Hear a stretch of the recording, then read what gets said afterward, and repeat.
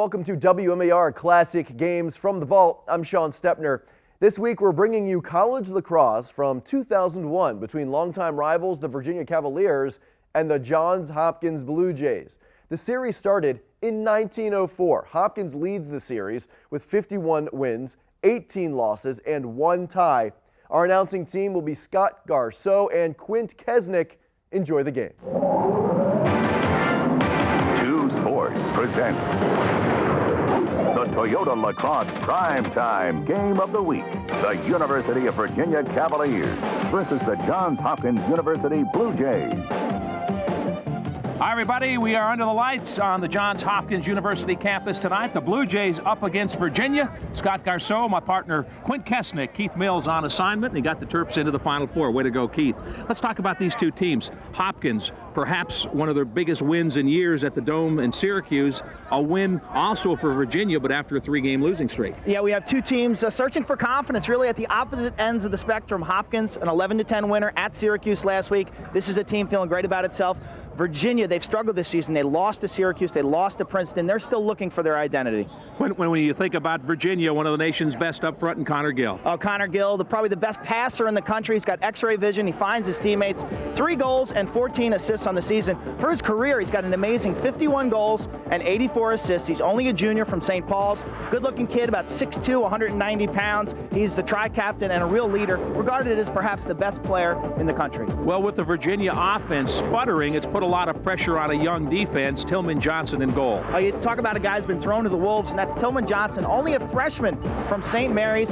He had to play in the Dome, and then he had to travel to Princeton to play the Tigers, and now he's here at Hopkins. What a tough road for him.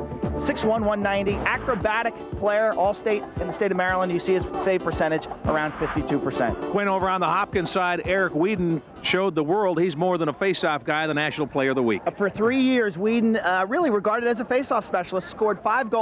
And then last week against Syracuse, erupted for 5 in 1 game to go along with 1 assist.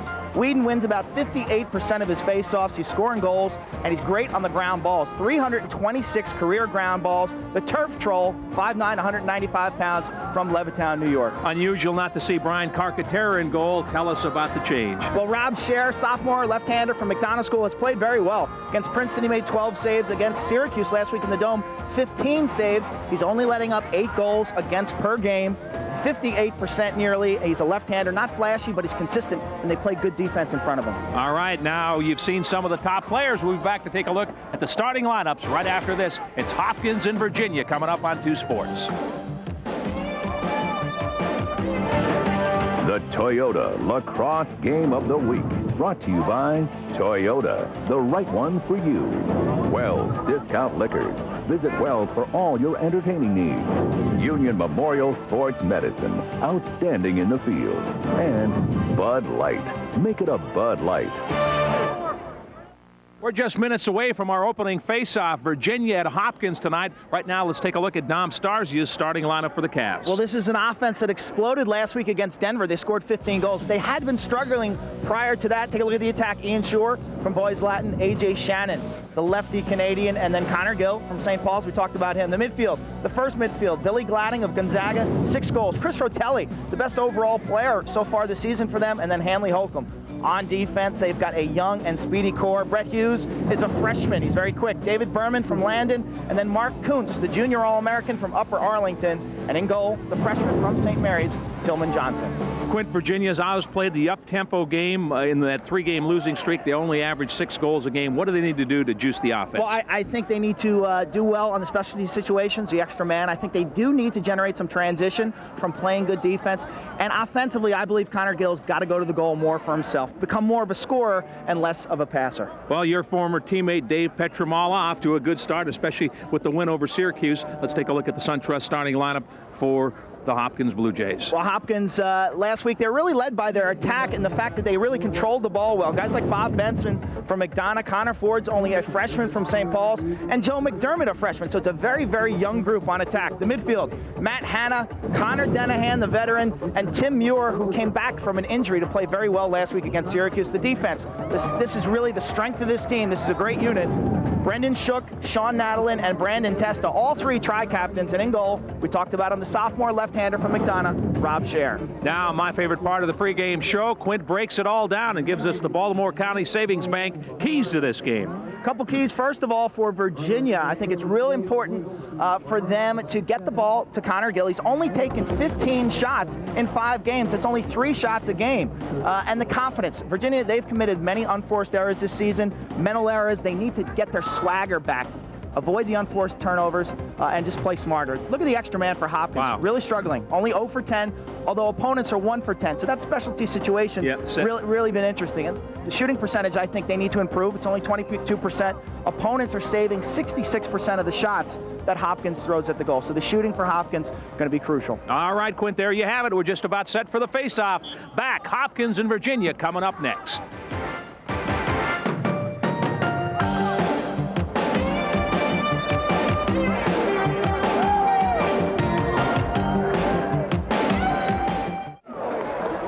Welcome back to Homewood Field. Scott Garcon, Quint Kesnick with you tonight on a cool, breezy evening here at Homewood.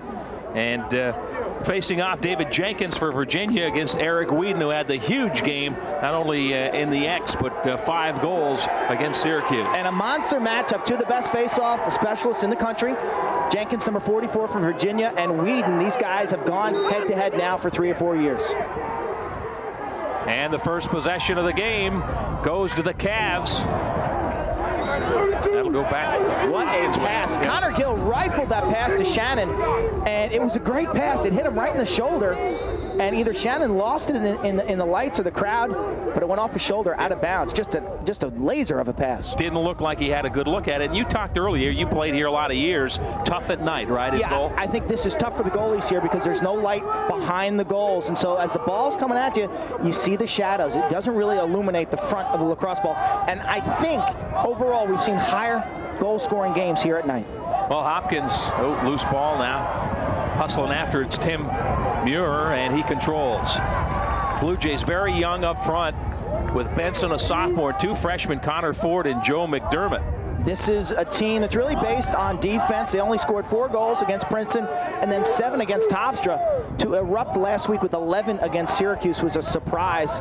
They look to possess the ball on offense and play great defense with their veteran core. And Tillman Johnson gets it upfield for the Cavs, wearing the orange. Easy save to start this game for the freshman from St. Mary's. Tell you, I feel for the guy. Opened up the season against Syracuse and had to travel to Virginia, and now he's here on Homewood Field. What a great test for a young player. And this is Billy Gladding, the midfield. Gladding, Rotelli, and Hanley Holcomb making up the first midfield for Virginia. And they've scored some goals. Holcomb with 7, Rotelli with 9, and Gladding with 6. But Virginia has struggled offensively, especially against the top level of competition. Nice play by DeConza, the long stick midfielder for Hopkins. He tied up Holcomb, made the play, made the loose ball play, and then triggered it across the field, reversing the field. And Connor Denahan plays it back to Muir, near side Hanna with it. Matt Hanna, the junior, fires on goal. Looked like a kick save. Nice kick save by Tillman Johnson. Didn't get the stick down to the turf, but he saw it the whole way. And the Blue Jays come up with it, trying to fight through the double team for Hopkins. That's number 22, Sean Nadlin. So some early action, nothing on the board, just underway. Hopkins 2-1 on the year, Virginia 2-3. Cavs went through a 3-game skid with losses at Syracuse, at Princeton, and then lost at home to Notre Dame. Nadlin with that last play, the great handle with that long pole. Difficult to get out of traffic because it presents such a big target. Denahan shot to score. A one-hopper got by the freshman Tillman Johnson, and the Blue Jays score first at the 12:16 mark. Connor Denahan unassisted.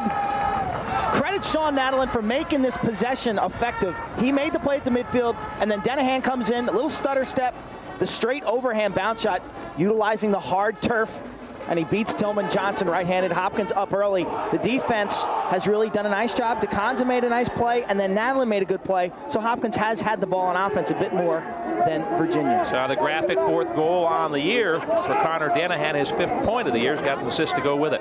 The battle for the face-off. Jenkins had it for a moment. Now it's loose again. We've got a whistle. He got a push, and it's going to go Hopkins' way.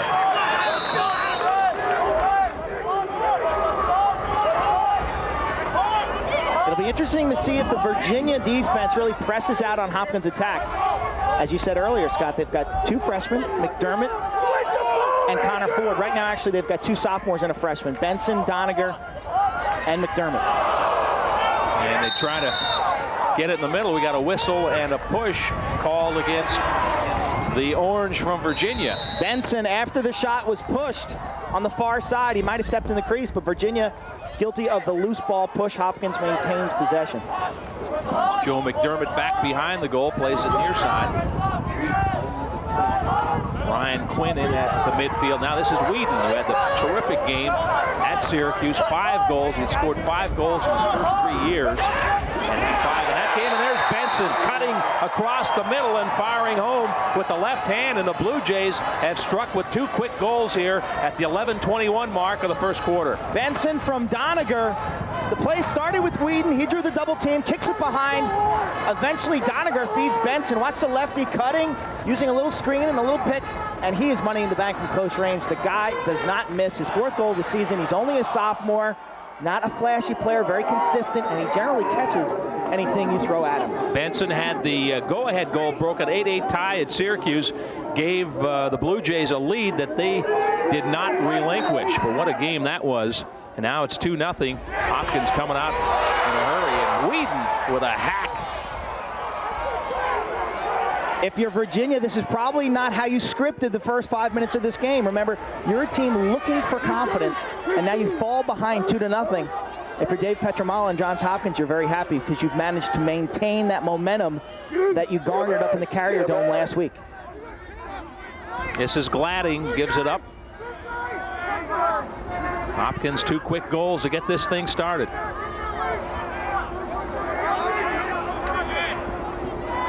Virginia, the primary initiators will be Connor Gill behind the goal. I think he's got to shoot the ball 8 to 10 times per game. He's only taken 15 shots on the season. Yeah, you mentioned that in the pregame. From the midfield, Hanley Holcomb and Chris Rotelli, the most dangerous players they have. Holcomb has a rocket shot, doesn't he?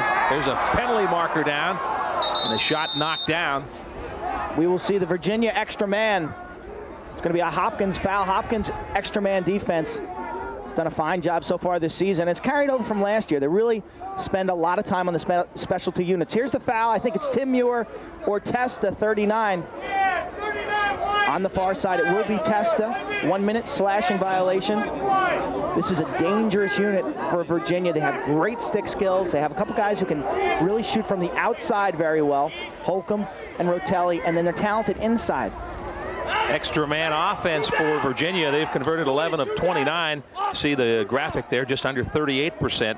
Where Hopkins, Quint touched on it. Going back to last season, they have killed off 31 of 34 penalties. So they've done a great job. Extra man defense. You see it this year. Yeah, and they're 2 men down right now. There must have been a second foul on that play because you see it's 6 on 4. Yep. And there's a shot. And it looked like Cher got a piece of that with his stick. So there were 2 calls. It was Testa with a slash and then an interference call on Hopkins. It's a 6 on 4. This is defensively, you just box it up and hope your goalie can make the save. Cavs zing it around the perimeter.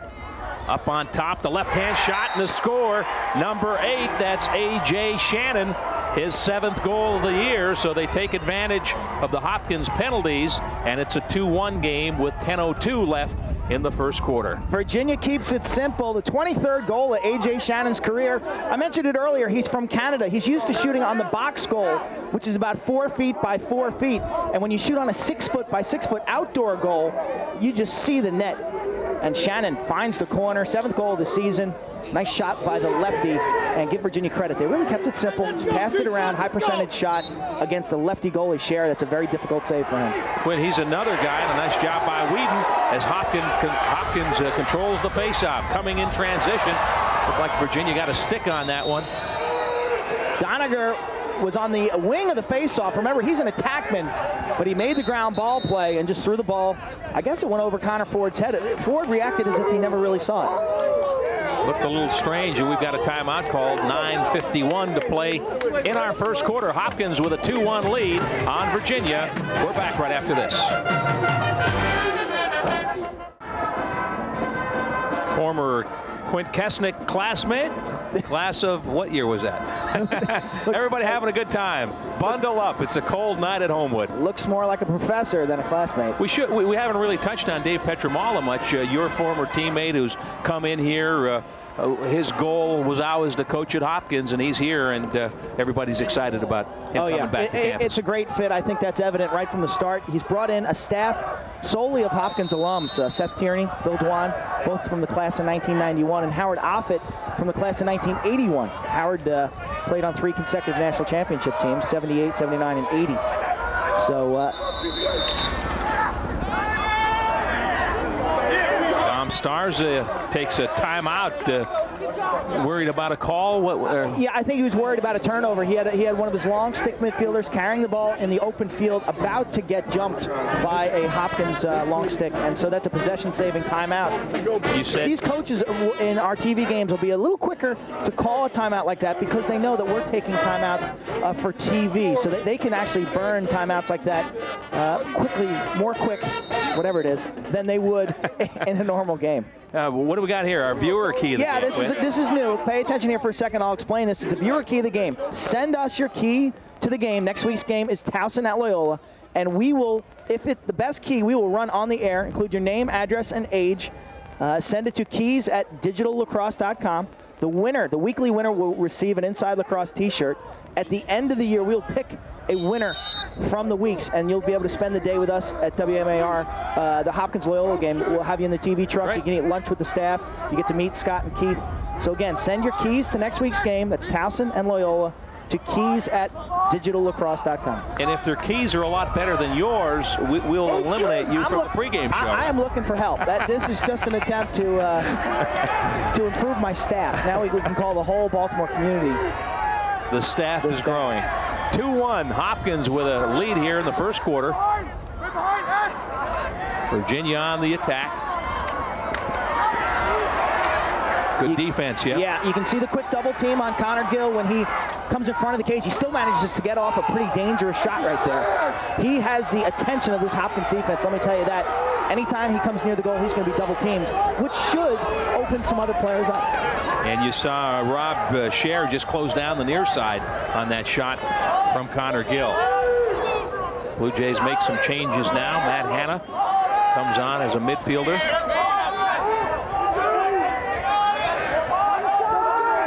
This is Connor Denahan. First midfield unit back on the field. The two guys, strange to look at Hopkins. We mentioned no Carcaterra in goal, and then A.J. Hogan, who did so much for so many years here. Yeah, Hogan was just so fun to watch. He was instant offense. Very rarely could you stop him with one player. He was a human highlight film. This is Denahan. Giving it up inside. Benson took a look, and that was Joe McDermott. Good size, too. Quick ball movement by Hopkins. A lot of sharp, little quick 10, 15-yard passes and some decent off-ball movement. If you watched our game last week and you watched Notre Dame operate in their half-field set, you had to be very impressed with the amount of movement and the confusion that they caused the defense. Back behind the goal, that's McDermott looking out front. And we got a penalty marker down as Hanna cut across the middle. So Hopkins, free play here. Showing some patience. Delayed call coming up. Tim Muir gives it up. Matt Hanna now up top, and Denahan can't handle it. He was all set for a big shot. He had it cranked up, but didn't make the catch. Maybe he was shooting before he caught. Hopkins extra man now will step on the field. 0 for 10 this season. It was one of our Baltimore County Savings Bank keys to the game. Coach Petramala pacing the sideline. You can see his assistant coaches behind him. Quint, the amazing number, 0 for 10, but with 3 shots, it says. 3 shots on 10 penalties. Not good. We've seen, remember our first game this year, Duke against Maryland, how Duke was 1 for 16 on the extra man. I give a lot of credit to the defenses nowadays. So the scouting is much more advanced than it's ever been. The film work and the tendencies, these teams are very, very prepared every time they step on the field nowadays. And the Jays turned it over, but Virginia unable to clear, and it'll go back to Hopkins. Virginia's defense, very athletic. Two players from Upper Arlington. Mark Kuntz, you have Hughes. That must be a factory, Quinn. Every week we call Upper Arlington. There's a shot down low to score. Tough angle, but Connor Denahan goes down low and beats Johnson, and the Jays now lead 3-1. The extra man, Fratarola, is actually in the lineup. Here's a guy who's got a stress fracture. He is playing extra man. He'll get the assist. You see number 27. And Connor Denahan outside of the hash marks. You see the football hash marks. Yep. That usually is an indication of whether the goalie's got a chance. If you're outside the hash marks and you take that shot, you'd like to be able to make that save. You can see Johnson saw it just a second late. Great shot by Connor Denahan, who's kind of shooting hot right now with 2 goals. 3-1 Blue Jays, back to the X. Jenkins and Whedon go after it. And this time, Jenkins controls. Tough defense that time. Brandon Shook riding hard.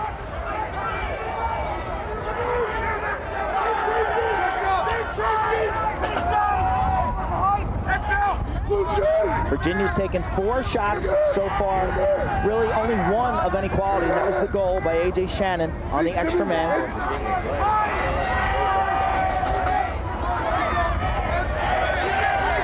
Cavs with it. Hanley Holcomb now gets inside, but gets it checked away. DeConza got the stick on it. Good hustle by Virginia here, trying to work this second chance opportunity. We're going to have some kind of call. Ian Schur threw a check down there for the Cavs. Number 2. Watch DeConza 31. Schur number 2. They're going to call that a loose ball push. It'll be Hopkins' ball. Great defense initially by DeConza, but then credit Virginia for some hustle, getting the loose ball on the ground. Hopkins struggling to clear that ball, and Schur with the push. 3-1 the score, 5:55 to play in the first quarter. Hopkins 2-1, Virginia 2-3. Hopkins number 5, Virginia ranked number 9, and that's as low as they've been for a while. The winner of this game will certainly move up in the standings after some of the events. We'll show you some scores from around the country later on. But you have some teams who are ranked higher than both these teams who lost today. Big score for a lot of people around the state, with the Terps advance into the Final Four. We'll have more on that tonight at 11. Keith Mills out in Anaheim. The Terps knock off Stanford to go to the Final Four for the first time. Pretty exciting around the state. Unbelievable performance, Lonnie Baxter.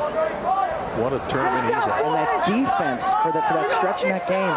Stanford was stuck in the 40s. Dixon with steals and setting up transition. Here come the Jays back out on top. Whedon with it.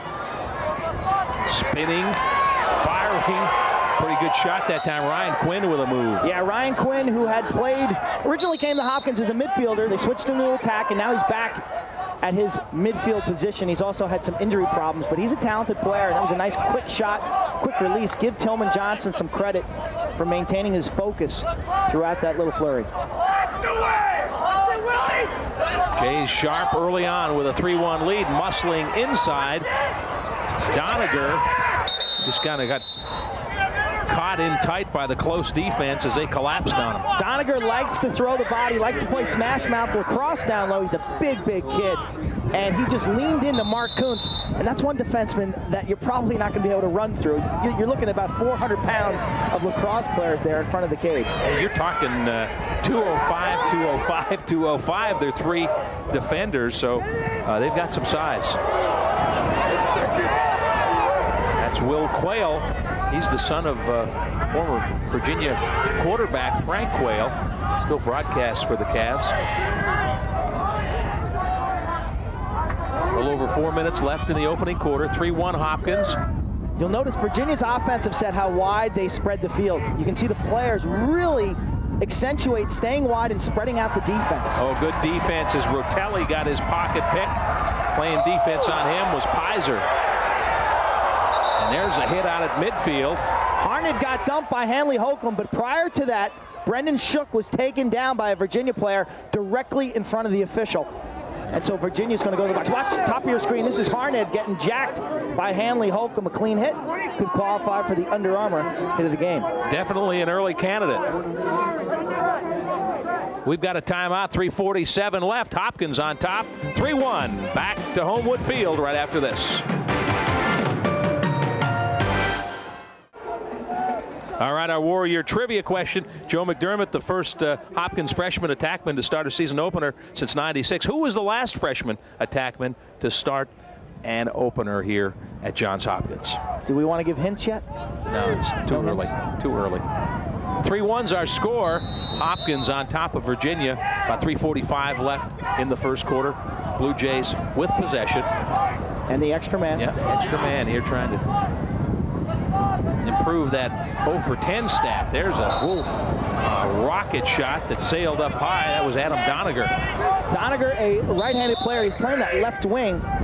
Certainly not afraid to shoot. Anyone who watched the Syracuse Hopkins highlights know that he is a danger inside 15 yards. I watched a replay of that game, Quinn. One of the best games you're going to see. Just the emotion two teams going after it. Wow. Blue Jays can't connect on the pass, but hustling back is Denahan.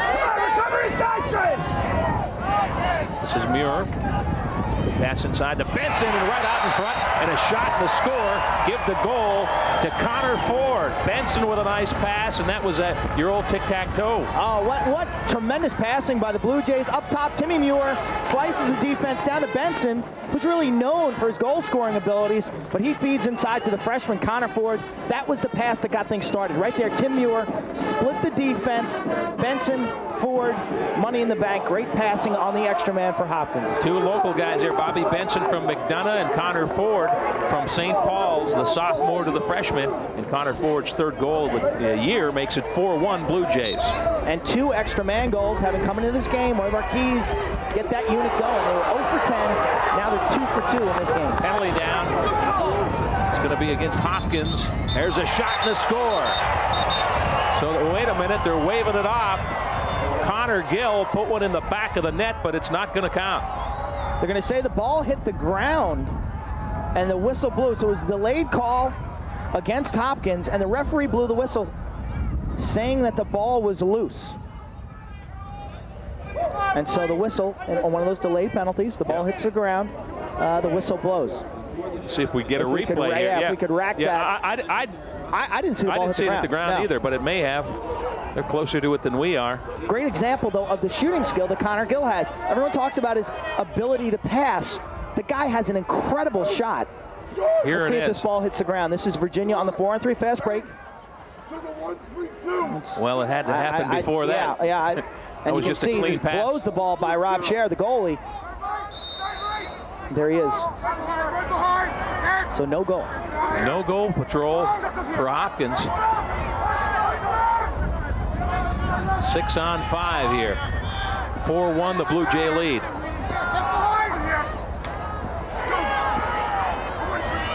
Right around the perimeter go the Cavs. Left hand cranking it up there is Shannon. Virginia in a circle around number 12, Billy Gladding. He's playing on inside in the crease. Shore and Gill behind the cage. Trying to force it in there. No room there, Quinn. Yeah, Gladding was really being covered by 3 or 4 Blue Jays, and it looks like they kind of forced that one into him.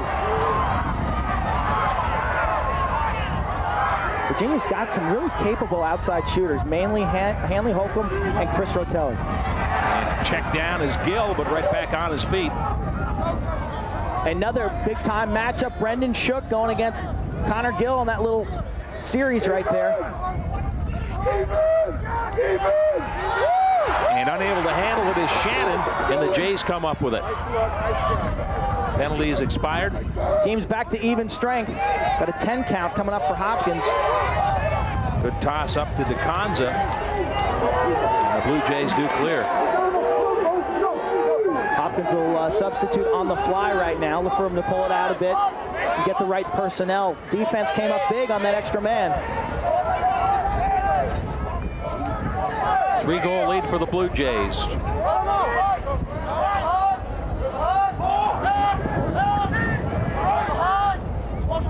when you start playing different at the end of a quarter, Quint? You start showing a little more patience when you get down around the minute mark? Yeah, I think a minute or 45, you want to end the half on offense.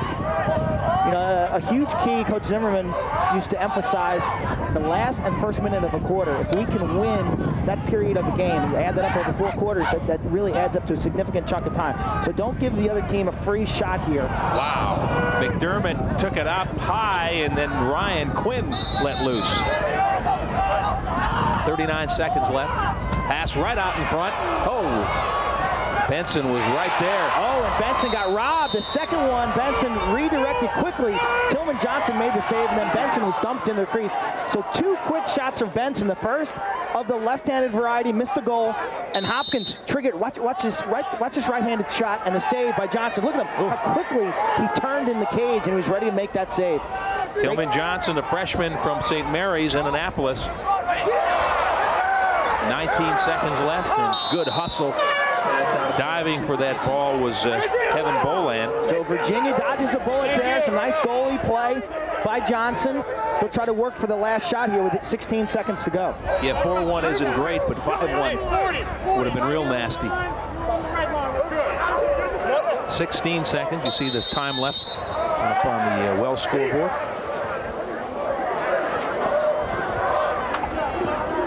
You can see Connor Gill coming all the way out to the midfield line to help his teammate out. It's a smart play. And they got time.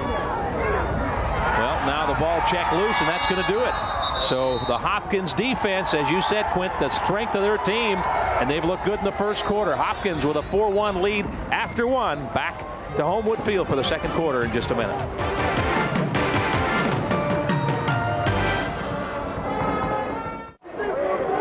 You're looking at the 360lacrosse.com stats. Big differential in the shots. 12 shots for Hopkins and only 4 for Virginia. The saves, Tillman Johnson, he's hanging tough with 6 saves. And Rob Scher probably getting cold out there with only 1 save he's had to make.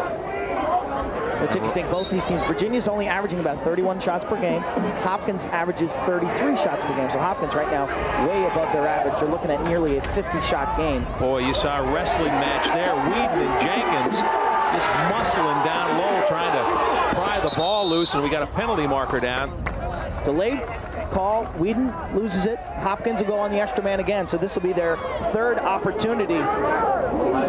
Check it out. You talk about strength and power and what goes into a face-off. Yeah, and the wrestling analogy is probably the best one. It takes quickness initially on the draw, then it takes tremendous strength. Look at these guys just leaning into each other, trying to get low, trying to get position. Then you have the wing players come into it right there. What a great example of the different skills it takes to be a face-off specialist. I don't know if Whedon wrestled, but he was the Thorpe Award winner as the top football player in Nassau County, so he's got some strength. Linebacker and a tailback.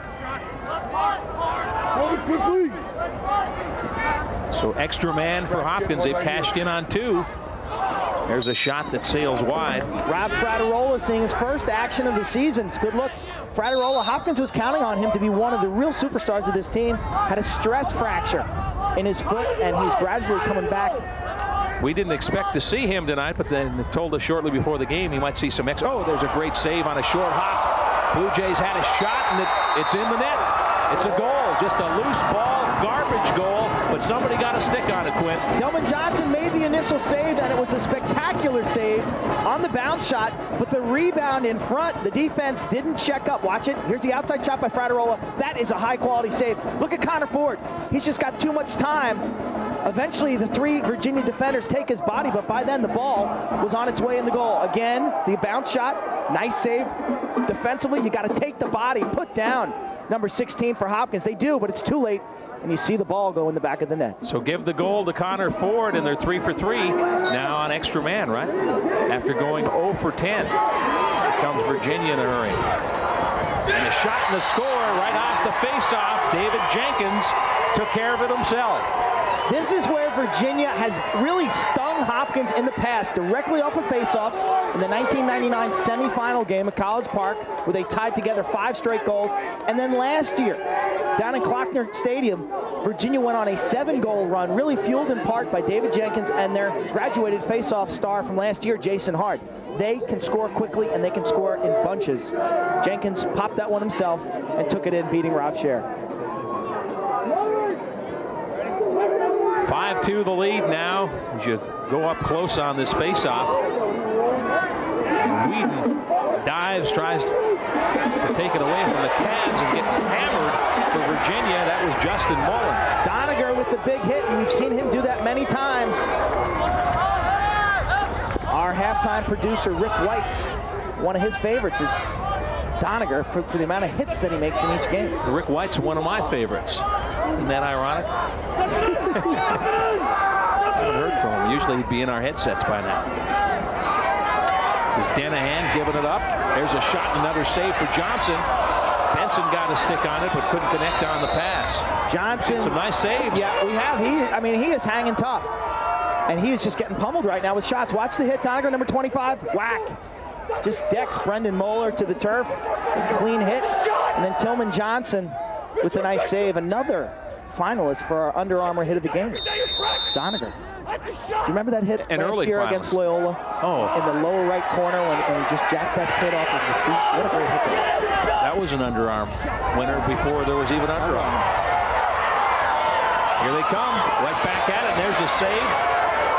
Scher had trouble finding it after he stopped it. A quality shot, though. Virginia's transition game now seems to be coming to the fore a bit more. It's twice in this quarter.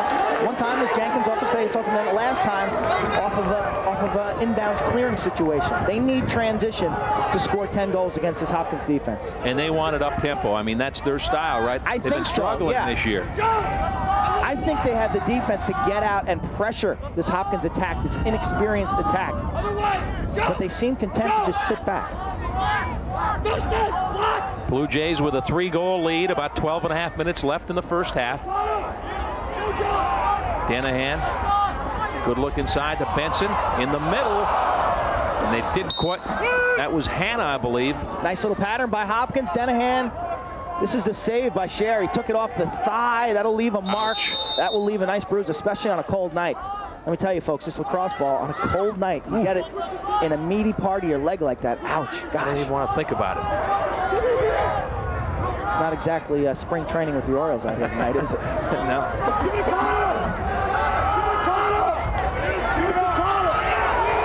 You're getting the workout up there. It's going to be a 10-second count. I explained you have to get it into the attack zone. You have to get it into that attack zone. Yeah, you see all the lines in the field. The lines we're playing tonight are the red lines, and the top of that offensive box is at the 20-yard line. Excuse me, it's at the 30-yard line, which is 20 yards from the front of the goal. It's not as confusing as I make it sound.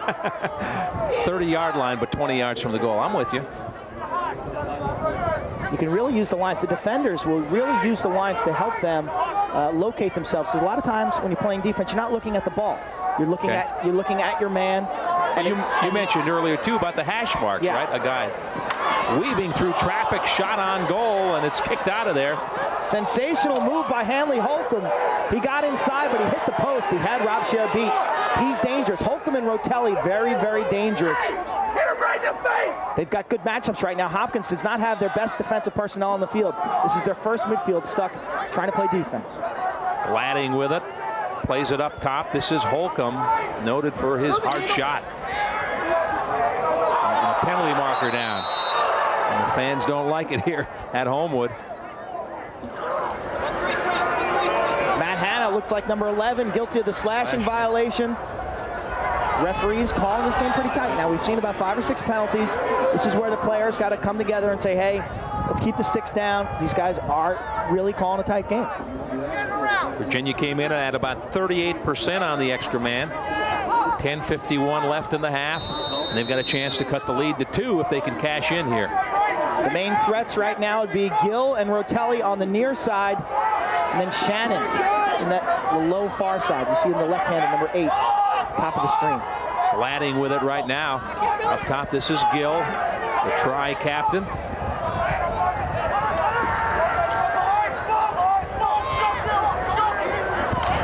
Muscling his way in, faking the pass, and then shooting is Ian Schur. The The junior from Boys Latin cuts the lead to 2 on the extra man goal.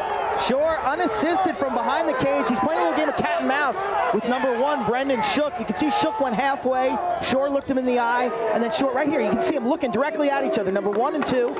And Shore says, hey, I'm going to take it, tiptoes the crease, and puts the ball over the shoulder of Rob Scher. Nice goal, nice control by Ian Shore.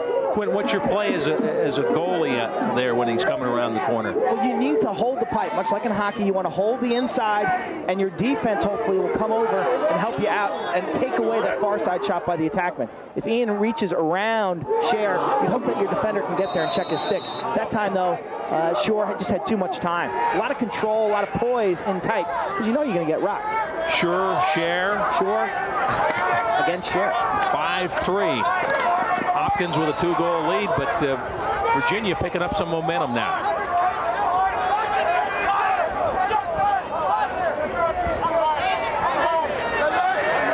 That's Rotelli, gives it up top. Holcomb, back to Rotelli. Trying to spin around the defense. Good position.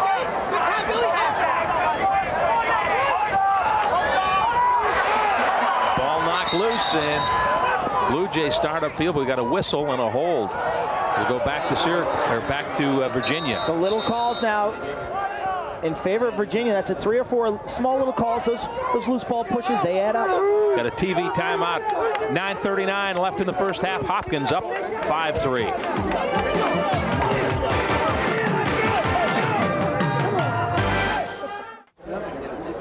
Quinn Kesnick's former teammate Dave Petramalo over on the Blue Jay side had a good 3-year run at Cornell. Actually beat Syracuse last year with Cornell. They're the only 2 teams to beat Syracuse the last 2 years, Hopkins and Cornell. And Dave Petramalo probably getting a few calls from other coaches saying, how'd you do that? Syracuse, by the way, a winner over Princeton today.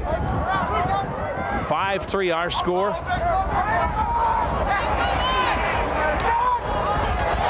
Oh, nice kick save by Rob Scher. The play started with Connor Gill behind the goal. We got a penalty down. Blue Jays are going to be on the extra man as Hopkins, Michael Pizer got dumped. Pizer got dumped by Rotelli. Here's the save, the kick save. Wow. Rob Scher, big foot on that one. And then Pizer scooping the ground ball. Watch the hit. As we change angles right there. I guess it's up high. I don't know. That's the foul, though, and Hopkins will have the extra man. So clearly, the emphasis this year with the officials we've seen is to take away those high hits. They want to keep the hits below the shoulders, hit with the shoulder, not with the stick. That could have been 2 things. Could have been a high hit to the neck and face or a cross check. Whatever it was, the Jays had it going with the extra man tonight. 3 extra man goals, and they've got a 5-3 lead. This is Benson. Hopkins in a 1-4-1 set. They've got 2 players inside right in front of the goal, and then 4 others on the perimeter. Now they rotate out of that base. Trying to get it inside to the left of the goal, and Doniger saying that the ball was tipped by a Virginia stick. Officials aren't buying it. No, they're not. So Virginia will now try to clear. Use up some time here. And get it across. Nice work by Virginia's man down defense to clear it. Another penalty marker down. Hopkins is offsides.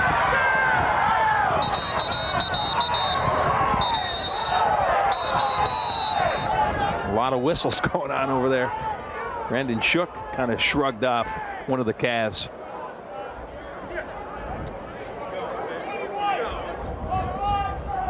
Hopkins will be offsides for 30 seconds. Things heating up now. Yeah, it looked like they're getting a little agitated down here. Shook on the far side and Ian Shore getting their feet tangled. There's no foul there. What I think will happen right now, we'll be 9-on-9 for a bit, and then Virginia will eventually have the extra man. So we should be playing 5-on-5 in this offensive zone here. You can see 5 Virginia jerseys and 5 Hopkins jerseys along with their goalie. And eventually that Virginia foul will be released, and they'll have a pretty quick extra man, I would think. 5-3 the score. comes out of the box. Chris Rotelli, an extra man for the Cavs.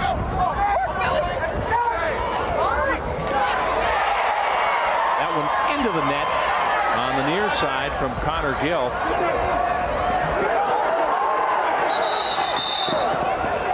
Timeout by Hopkins. Coach Petramala hustling down the sideline to preserve the possession. Nice job by Tim Muir to come up with that long pass from Rob Scher. He made the stop. Actually, Gill hit the side of the net. Not a bad shot. Again, I mentioned Connor Gill, only 15 shots on the season in 5 games. And tonight, he seems to be taking, I think he's got 3 or 4 shots already. He needs to take 10 shots per game. Well, Quint, let's go back to our Warrior trivia question. Joe McDermott was the first Hopkins freshman to start a season opener since '96.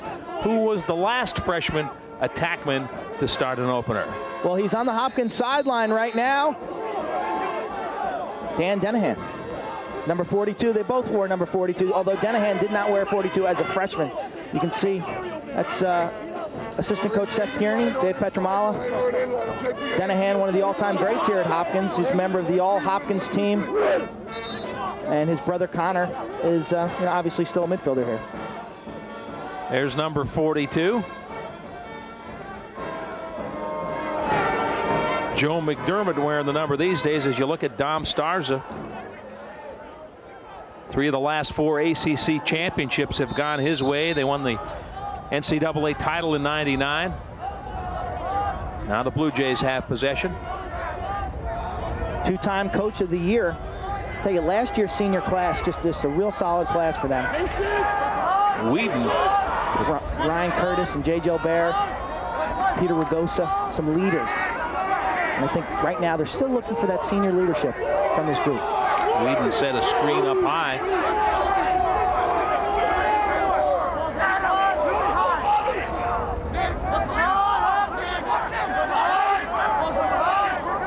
Team's back to even strength. McDermott, rangy, 6'2", 180-pound freshman with it. McDermott trying to turn the corner. You can see how he leaned in. It's like making a turn in a race car. You got to just hug that corner. And a whole lot of bodies flying around on a loose ball. Knocked back into the Jays' end, but Virginia controls. And the pass sails up and over the head, and it'll go back to the Jays. Justin Mullen. We're going to have a call against Hopkins on the near side. The hit that nearly took out the Hopkins bench right underneath of us.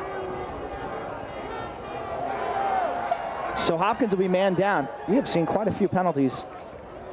The team's going at it. That flurry was intense. Watch the hit. See if this is a violation. You see Whedon, Sean Nadelin going after it. The ball will trigger towards the Hopkins bench. And then didn't see it there. Didn't see it there. It was thunderous, though. Oh, that's the hit I'm talking about. That wasn't the foul, though. You see the players. Look out. 5-3. Virginia trying to cut the lead to 1. Shot down low, the save. Ooh, I might have caught the iron on that. Heard some noise, Yeah. Rob Scher was down there, though, wasn't fooled. Quick release. Tell you, that ball was in and out of Hanley Holcomb's stick. Swift, just a quick release on the far side. Holcomb had 4 goals in that 15-5 win against Denver that got Virginia off the schneid after they lost 3 straight.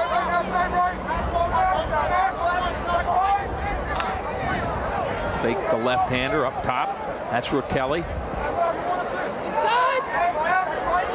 Good patience as they look for their opening. A no-look pass. Threw it out front, but the defense closed in.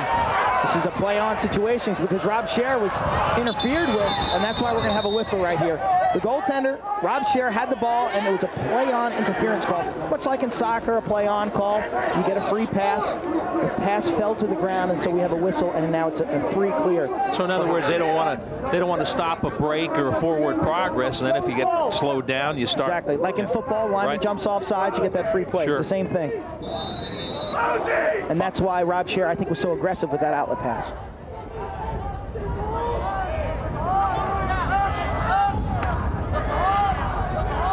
Blue Jays led it 4-1. 5-3 now. And Benson Out on the wing to Muir.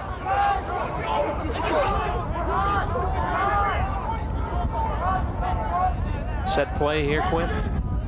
Yeah, it looks like an invert situation where the middies go behind the cage. Muir trying to turn the corner.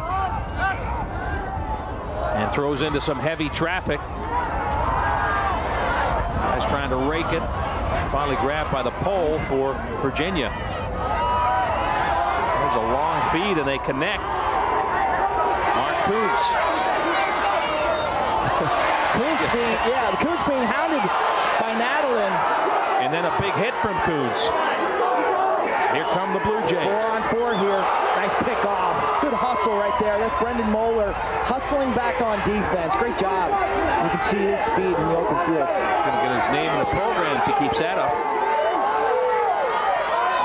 This is Gill with it. Gives it up. A lot of end-to-end action now, but nobody able to. Now Hopkins led 5-1, but their offensive continuity late in the last 10 minutes does not seem as efficient as it was earlier. They've got 3 extra man goals of their 5. And Virginia has scored 2 in a row. David Jenkins unassisted, and then Ian Shore on the extra man. Left-hand shot on goal, and the save made. Rotelli took the shot.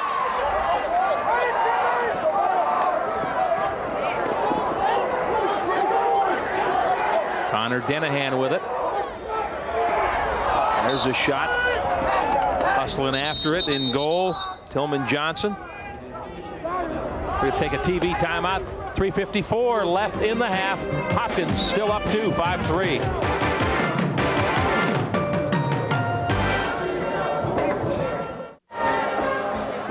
There's Dave Petramala, Scott Garcon, Quint Kesnick back at Homewood Field.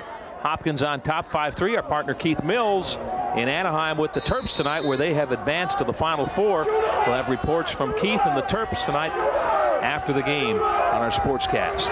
What a lucky guy he is. Following the Ravens around this winter, and now he gets to follow the Terps around. Great day in Anaheim for the Terps and all their fans. Guess the Gary Bashers will take the night off. They're going to have to take a couple years off. Hopkins trying to get some momentum now. She said, Quint, 5-1 lead, and since then they've struggled a little on the attack end. 5-1 lead, and Virginia's defense has just tightened up a bit. Sometimes early success can be fool's gold. It's, Coach Cottle's one of his great quotes. So often in sports you see a team who really does well in the first 5 minutes, then they let up. And they assume that it's going to be that easy the rest of the game.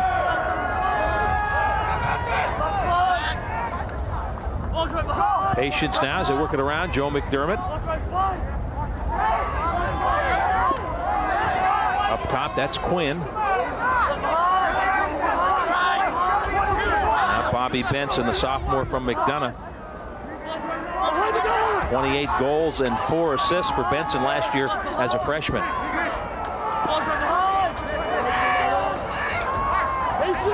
A lot of patience right now. Hopkins kind of content to just play this conservatively. They're not willing to force the ball inside.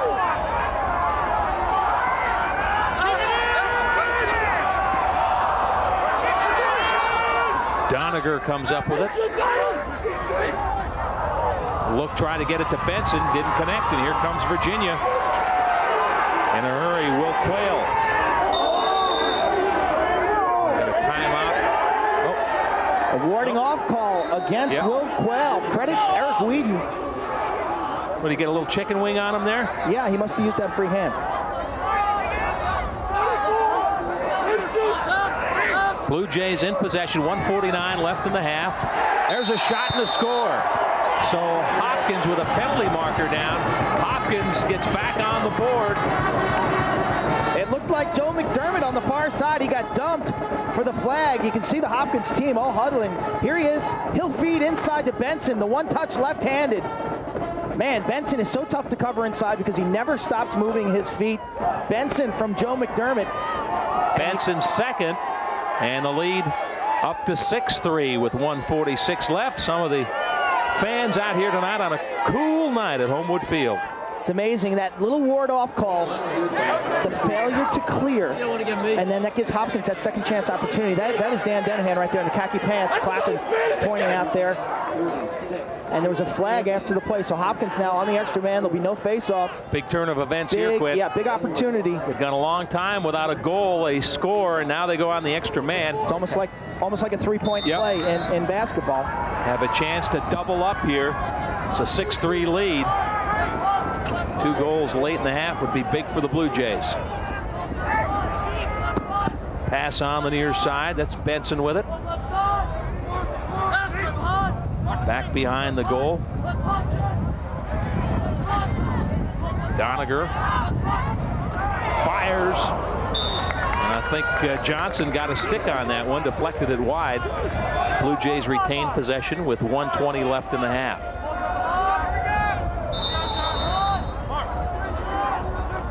Connor Denahan.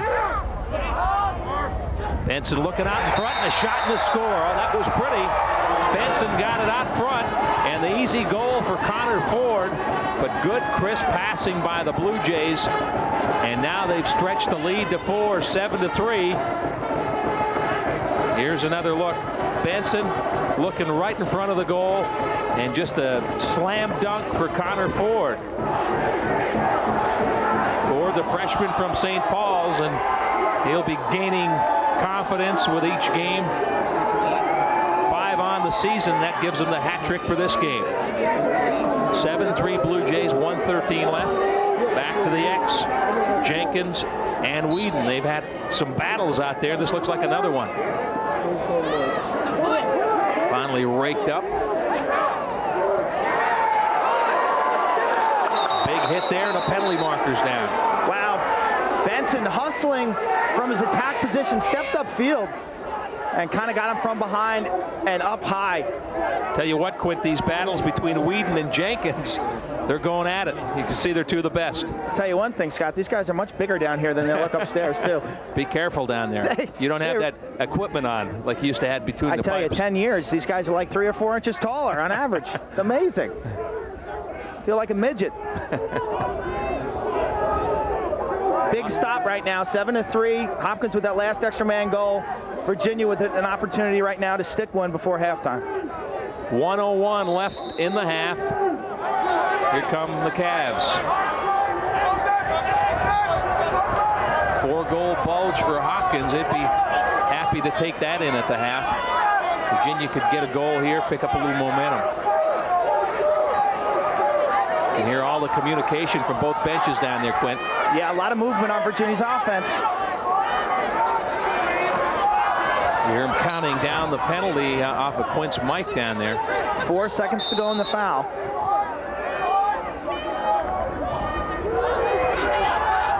Okay, both teams even. 27 seconds left in the half.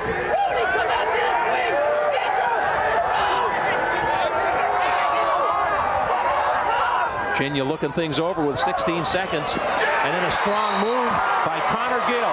He looked things over for quite a while, Quint, and then just muscled his way around the corner and scored. That is where he is so dangerous. A real crucial goal for Virginia there. Their 4th of the game. Gill behind the cage, just playing cat and mouse. Decides to turn the corner. Little jump shot. He gets his hands up high and beats Rob Scher. Nice play by Gill. Sensing the little lapse in the Hopkins defense, he comes around untouched for his first goal. 7-4, first goal of the game for the tri-captain, Connor Gill, the junior from St. Paul's. 4th goal of the year. That's 18 points for him, 14 assists to go with the goals. Under 10 seconds left. Whedon coming in from behind, trying to poke it away. McConn's up with it, and that will end the half. So Virginia gets a late goal, but Hopkins gets the best of it in the first half with a 7-4 lead. Big half for Ian Schur with the hat trick. Let's go down to Quint. Coach Starsia down 7-4. Offense came to life a little there in the second quarter. What do you guys got to do to generate more shots? I thought we actually did start to come to life a little bit in the offensive end. I think we need to continue to be patient there. I'm a little bit more concerned at the defensive end. I thought we were very tentative early. It seemed like we possessed the ball every time they scored a goal, and so we just got to take a little bit better care of the ball on our defensive end of the field. Coach Sargent, good luck in the second half. Virginia trailing 7-4. We'll be back with more highlight festivities. We've got highlights, we've got stats. We're coming back at you here from Homewood Field. The Toyota Lacrosse Game of the Week, brought to you by STX, fastest game, finest gear. LAX World, the Lacrosse Superstore. And Baltimore County Savings Bank. Come home to Baltimore County Savings Bank. The Toyota Halftime Report is brought to you by Toyota, making it happen every day. Hopkins with the lead. We're at halftime 7-4 on a cold night at Homewood Field.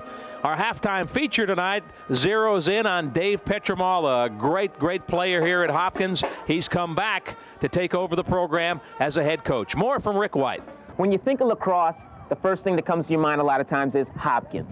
Well, some people say that Dave Petramala was the best player to ever play at Hopkins.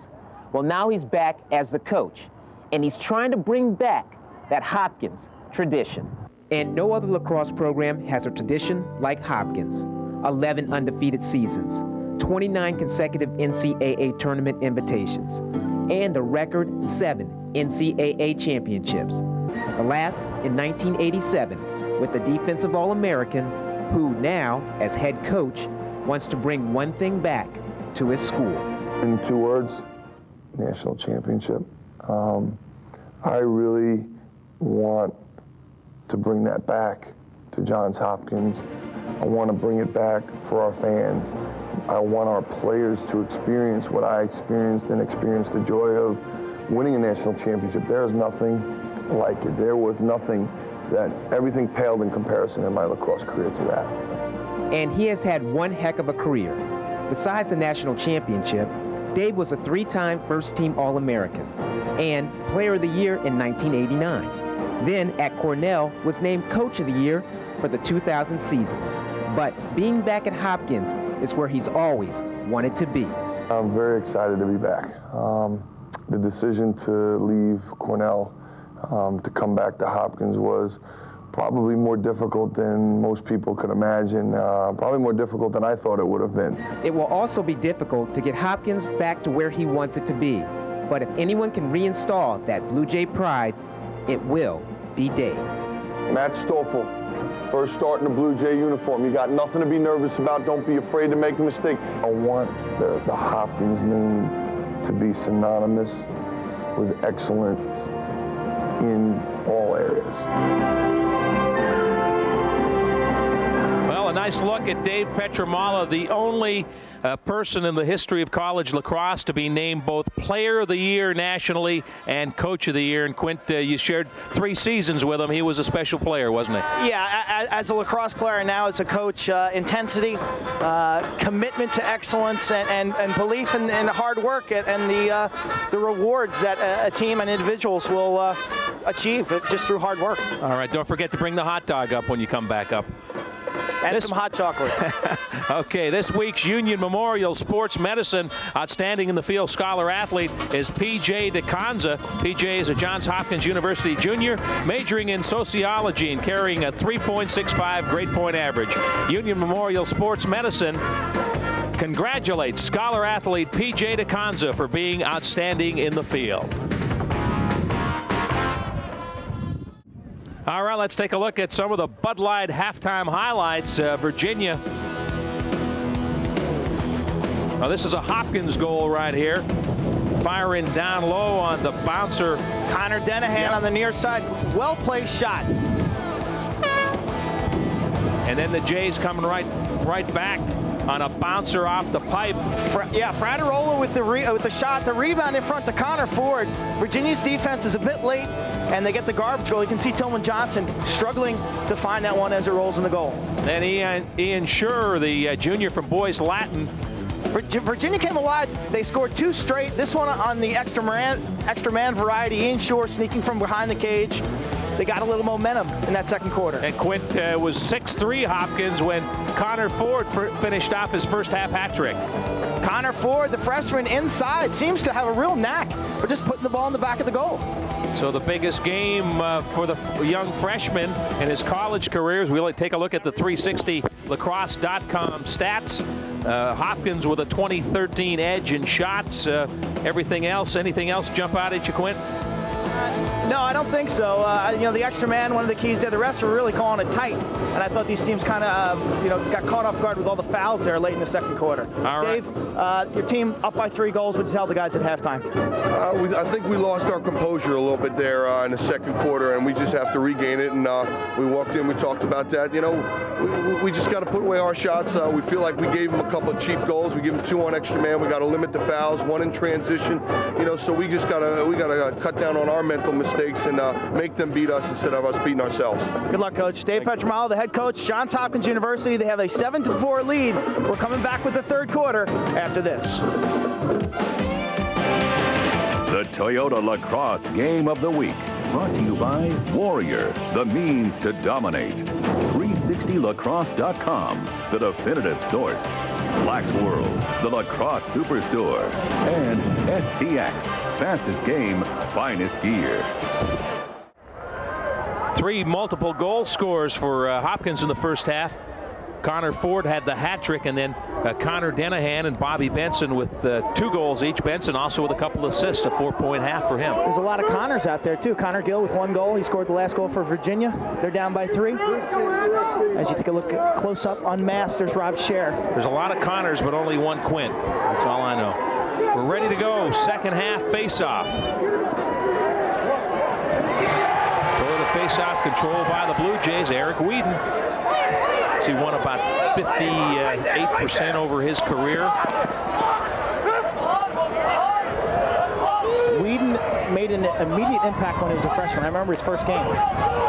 He's been a real consistent, constant player for Hopkins over the years. Over 325 ground balls. That is a lot of little battles that he's had to fight for those 4 years. Joe McDermott took it strong to the cage that time. McDermott just sensing the opportunity, he loses it at the last second. You can see the Virginia defense swarming, just smothering McDermott as he got in front of the crease. Long poles playing catch cross field, and the clear for the Cavaliers. That was Rotelli hustling in and thought better of it, backed off. I guess there's a point of no return when you start getting too close and the defense is closing in. If you have an escape plan, a plan B there, you can kind of push it. And if something opens, you continue with it. But if you know that you can have a guy like Connor Gill behind the cage, and if you get into trouble, you always have plan B, which is to get the ball to Connor behind the cage. And it's out of play. Let's see which way they're going with it. We'll go to Hopkins. Hopkins will substitute their first midfield on. That's Matt Hanna, Connor Denahan, and Tim Muir. And Virginia will put out some of their defensive specialists, Brendan Moeller, and their long stick midfielder. Just underway second half. Hopkins 2-1 on the year. Virginia 2-3. Blue Jays with a 7-4 halftime lead. Game got sloppy there late stages of the second quarter. It was interesting because there have been so many fouls. It's been tough to get in a rhythm. Back behind the goal, Joe McDermott. He's working against Brett Hughes, big freshman. Fires down low, but it's wide. Dillman Johnson on that ball. Zico Petramala, you heard him talking about the fact that he thought they got a little sloppy in the late stages of the second quarter. Consistency, so difficult for 60 minutes. Connor Denahan working up high. This is Tim Muir.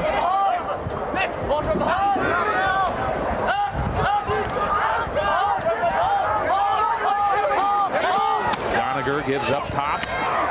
shot fired wide right. Wow, Tim Muir.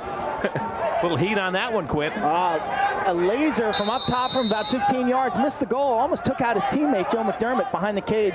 Great little battle, though, we had on the near side. Doniger trying to lean in.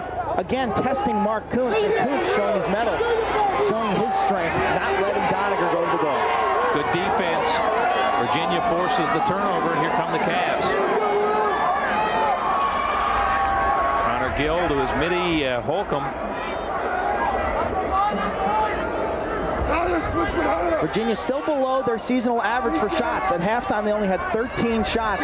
It's on pace for 26. Their average is 31. And in a game where Hopkins is going to put 40 shots on, when you only have 26, it's going to be real difficult to win. Gill and Nadlin working each other over pretty good. Good matchup there. Great matchup. Nadlin, towards the end of last year, Hopkins put him in the lineup. They won 8 straight games and then finally lost in the playoffs. But Nadlin now starting to be recognized nationally as one of the premier defenders around.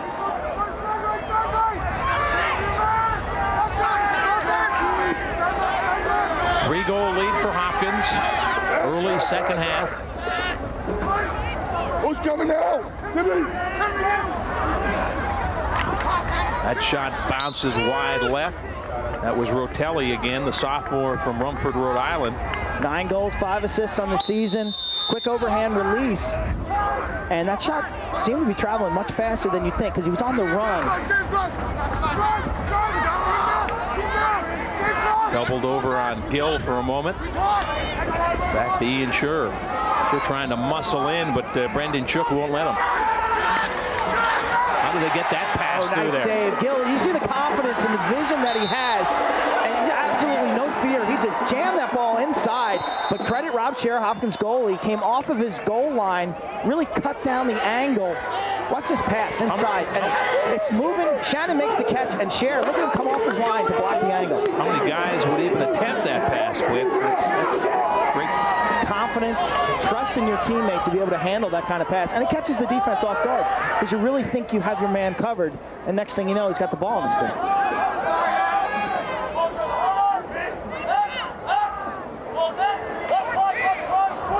Blue Jays spread it out now. Whedon on with the midfield.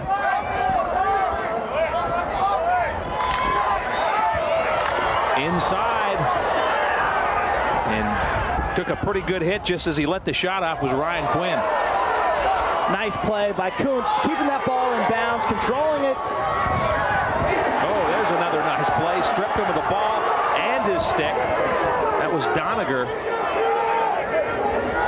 Nice break for Virginia. Rotelli was coming out of the substitution box. The ball looked to be rolling out of bounds, and out of nowhere, Chris Rotelli steps on the field and scoops it up. Timing's everything. Shots hard to come by for Virginia. Both teams scoreless now for the first 5, nearly 6 minutes of this third quarter. Right out in front, and there's a shot in the score. Good look. And getting up rather slow after he scored that goal, and not getting up actually. Billy Gladding with the goal, the assist from Connor Gill. And Gladding kind of lost the knee there. He kind of got rolled, as you see happen so often in football. Gill with the aggressive pass, Gladding with the goal. Virginia looking for the call. None was made. It appeared as if Shook was kind of falling to the ground, and he caught the side of Billy Gladding's knee. Big goal for Virginia now. They're only down by 2. Gladding, a sophomore from Bethesda, was a prep basketball star at Gonzaga. Gill's first assist. It all started with the tippy toes. Watch Mark Kuntz save the ball right there, get his feet in bounds, and then scoop it up. That gets Virginia on the offense. Is Gill behind the cage. You notice there's no one on him, and that's when he's dangerous because he's got that great vision and the accuracy, and you can see Shook coming late and kind of take the knee out of Billy Gladding, and Gladding is still down on the turf. Here it is again. Anytime you give Connor Gill that kind of time and room behind the cage, you're in trouble. Tough angle, as you saw the knee injury right there to the right knee. Gladding up on his feet now and hobbling off. We're going to take a timeout. 7-5, Hopkins up by 2.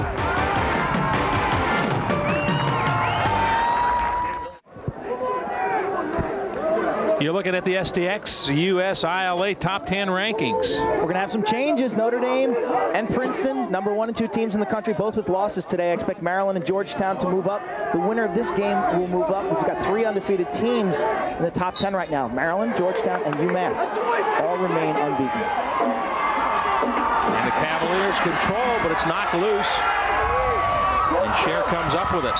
Trouble on the clear. We've got a whistle. Scher was interfered with earlier. If you were with us in the first half, we explained that interference call. A goalie, when he has the ball in the crease, you can't touch him. You can't touch his stick. And that was a play-on call. So Scher took the free pass. Here's a look again, Quint. Watch, nice defense by Nadlin against Jenkins. You can see he has the ball, and Shannon must have bumped into him there. And you see his left foot is still in the crease. I love the crease. It's safe, isn't it? Everyone says how dangerous the position of goalie is, but you're safe. You're safe in the crease. The sticks hurt a lot more than the ball. 7-5 game. Virginia has kind of fought all game, Quint. Got behind early, but they're on the brink. They can get another goal here, really putting some pressure on the Blue Jays. They've outscored Hopkins 4-2. Remember, Hopkins led 5-1, and it's been much more difficult for the Blue Jays to score. Shannon Virginia with it. Building their momentum, creeping back in this game. Had to adjust that midfield with Gladding suffering what it looked like a knee injury.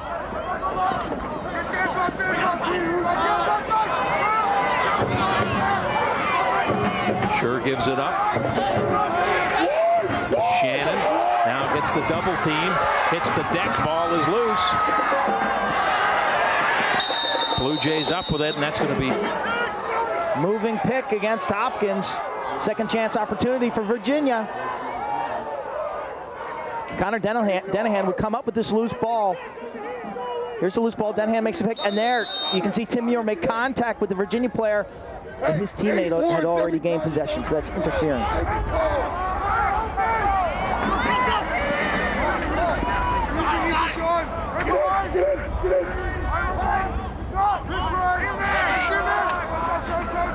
Virginia trails by 2, 8 minutes left. There's a pass out front and a score. Parked right on the doorstep was Ian Scher, and it's a 1-goal game. Connor Gill has crept this Virginia Cavalier squad back into the game. He's got a goal and 2 assists on the last 3 Virginia plays. Their goals. You see him here operating behind. He draws the double team, and no one helps out. No one picks up Ian Scher. An easy goal. Look at Gill. He gains a step. You'll see the double team right there. It's late. Scher left alone. He finishes the easy goal. It's a 1-goal game. Well, Virginia comes in here struggling at 2 and 3. They fall behind 5-1, and you think, well, possibility they might pack it in. They just keep battling, and now they're right back in this thing at 7-6. Loyola against Towson. Very competitive game this year. Towson has raised the level of their program. Tony Seaman in his 3rd year. Towson has got a lot of talent. Should be a close and exciting ball game. Another wrestling match out there between Jenkins and Whedon. And Virginia controls with a chance to tie it up. At that timeout, Quint, their bench exploded. You can see all the emotion. They can feel it. They're making the little plays right now. We got a delayed call against Hopkins. So Virginia's starting to win the little battles. The little ground ball play. Mark Kuntz on the far side. Hanley Holcomb. And when you win the little wars, good things are going to happen. Watch the loose ball. Eventually, Testa will get the foul. There's a nice hit by Sean Nadlin. The stick, you see the stick head flying through the picture.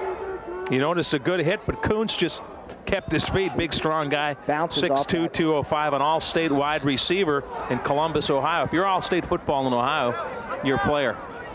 Is Tom Matty all-state in Ohio? I don't think he, honorable mention. He matured later in life. He did? Seriously? I'm sure he was all-state. All-world. 7-6 the score. It's a 1-goal game. Virginia with the extra man. Trouble. To tie. And that shot, a blistering shot by Shannon, but just a little wide left. It looks like Hopkins is inviting Shannon to take that shot. That missed the goal. We had a great view. It missed it by about 3 or 4 inches, but he had Rob Scher beat. Dangerous to let A.J. Shannon, number 8 on the near side, take that shot from such close range. Shannon led the ACC freshman in goals, and he fires again. He had 16 goals to lead all ACC freshmen last year. But another problem, when you look what was wrong with their offense, Shannon had only 2 shots in the Syracuse and Princeton games. Sure tries to get inside. Ball loose in front. And Hopkins controls. Nice pass by Nadalin. Aggressive pass. Ball run down by Tim Muir.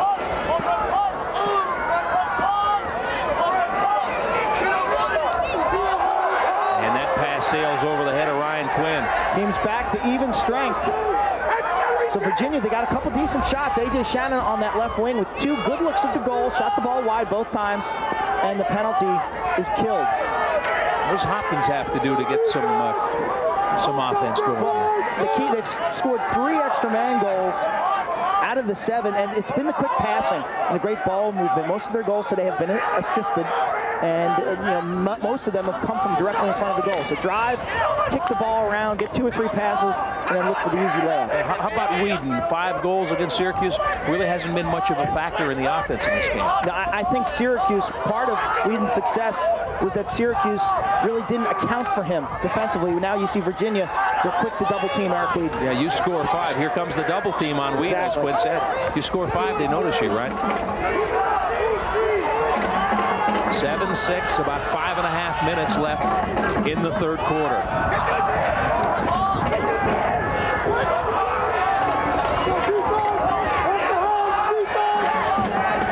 Bolin with it. There's a shot, save, and the finisher was Doniger. Faked him up high, went down low, and the Blue Jays answer that charge from Virginia. Now it's an 8-6 Hopkins lead. Doniger unassisted. The original shot will come from number 15, Ryan Quinn, from about 12 yards. And we've seen Tillman Johnson give up some rebounds. That is really the only negative I can say about his play today. Earlier, Connor Ford scored on a rebound, and now Doniger scores on a rebound without any Virginia defense close.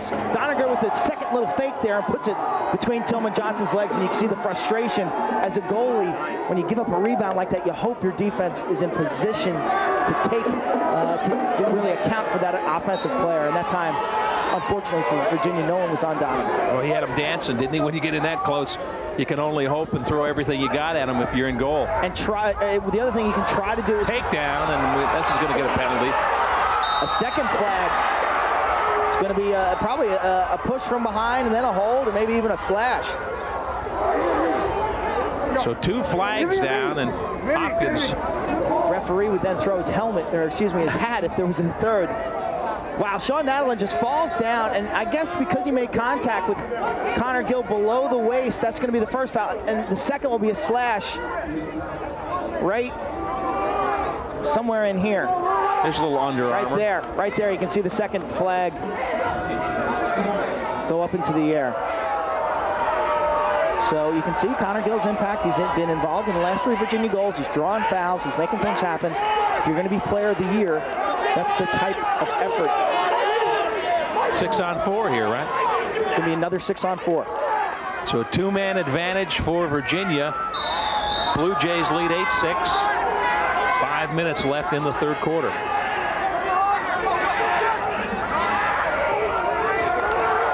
Around the rim.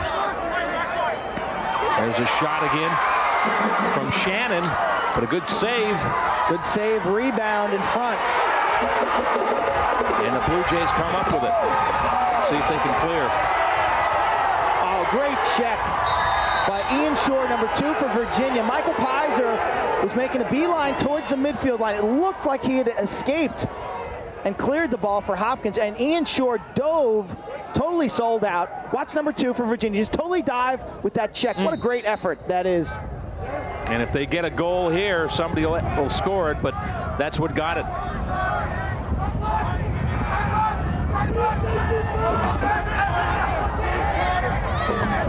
Up top, Holcomb. There's a shot and a score, so they're back within 1. Rotelli with the outside bounce shot. Earlier in this game, Scott, you talked about his ability to shoot the ball and hard from the outside. This was a great bounce shot. So many of the Virginia shots have been coming up high, and Rotelli mixes it up. Watch the placement of this bounce shot right to the offside hip of Scher. But remember again the check from Ian Scher that got him the possession. That set up that goal, and it's a one-goal game. 4:19 left in the third. Hopkins up 8-7. Well, here's some of your scores. Syracuse bounces back. Hofstra with a big win in overtime over Notre Dame. Navy gets another win. Loyola beats Brown. We saw some highlights of that one, and Maryland stays unbeaten over Carolina. Yeah, we're going to get to see Maryland in, I think, about 3 weeks. Our game next week, Towson against Loyola. And Whedon gets a stick on it and controls. Virginia has dominated play. Remember, Hopkins led 5-1. And in the second half now, Virginia has outscored Hopkins 3-1.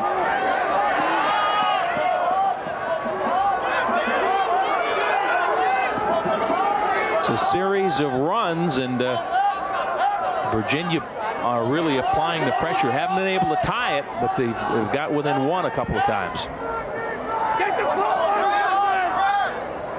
Again, we'll have all the highlights and post-game celebration from Anaheim tonight. Keith Mills with the Terps as they advance to the Final Four. Duke won the second game, so it'll be an ACC matchup in the Final Four. Maryland against Duke. Right out front, they try to get it to Benson. Tied up well by the Virginia defense. Great play. Virginia's defense coming to life here, second and third quarters. Benson upset with that call. He's questioning the officials. There's a night game tonight. Towson, is that a final? Towson over Delaware. That's a final. That game started at 7:30 up at Delaware.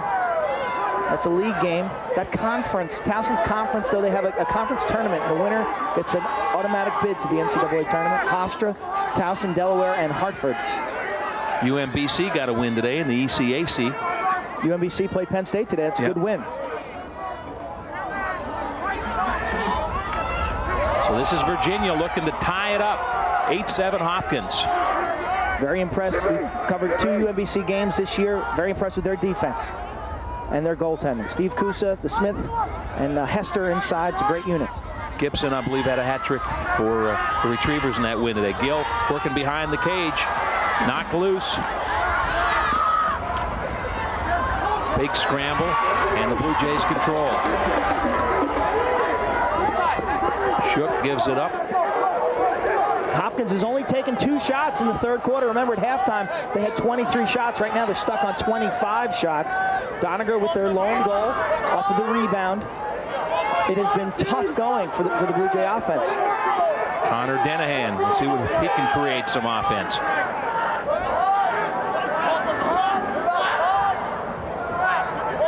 Under 2 minutes left in the quarter. Hopkins up by a goal. Had a 7-4 lead at the half.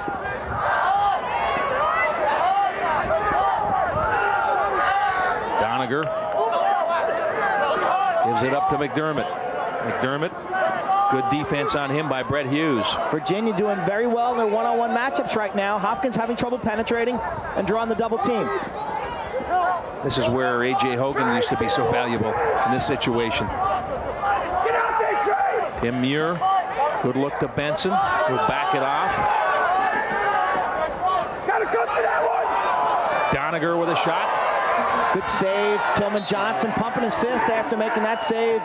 Denahan sweeping to his right, pulls the shot back. Great save by Tillman Johnson. Muir on the attack. To Benson. That may have been deflected. Deflected once by a Virginia stick and then goes out of bounds off a Denahan stick. Nice series for Virginia's defense. Made a couple plays there. They didn't get beaten one-on-one in all their individual matchups. And Tillman Johnson with that solid save. We kept talking about winning the little battles, right? And that was a battle. They won.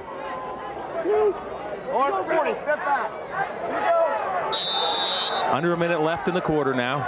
Virginia in possession, down a goal. Mark Kuntz.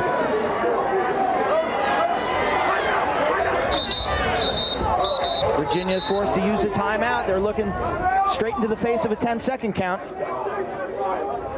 Most times on that kind of clear, teams will substitute one of those long sticks out and put on an additional midfielder. So they'll only clear with 2 long sticks. Virginia choosing to clear the ball with their defenseman, Mark Kuntz, because they have such great respect for his speed. I was going to say, he's a quick defender. You could just see how fluid he was moving with the ball there. But Dom Starzia calls a timeout and regroups with 42 seconds left. Yeah, the sophomore from Bethesda, Billy Gladding, injured his knee earlier in the game. And wish him the best, but it sure didn't look good, did it? No, you hate to see those turf-type injuries where you get rolled on from the side. So under a minute left.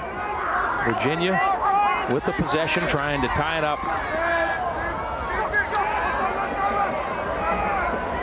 Up top, left-handed shot, hit the pipe. Wow, that shot almost lifted the pipe off the ground. Doniger going to be called for offsides. That's the 3rd pipe shot for Virginia on this game. So what, he missed by a half an inch of tying the game up? Wow. Yeah, and you can see the goal rock. Cavs coming at him for one more rush here. Ratelli has got some room. Oh, dives and looked like he hit the pipe. May have been deflected. Just glanced wide right.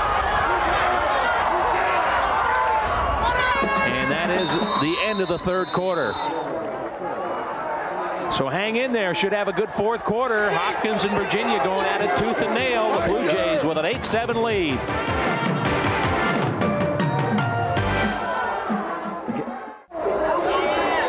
Your 360lacrosse.com stats. Virginia dominated play in the 3rd quarter, outshooting Hopkins 10-3. Look at the extra man goals. We've had 7 of 15 goals scored today on the extra man situations.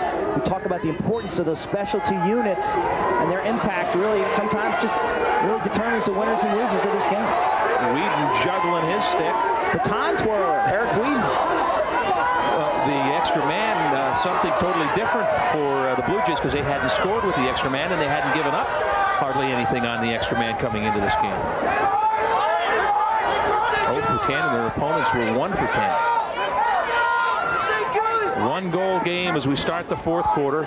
8-7 Hopkins. Time of possession certainly in Virginia's favor in that 3rd quarter.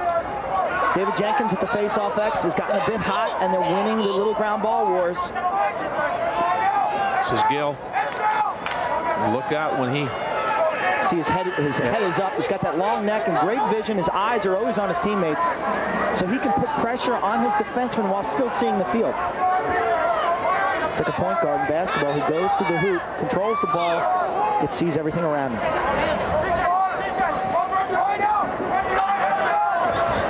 Gill again backing in.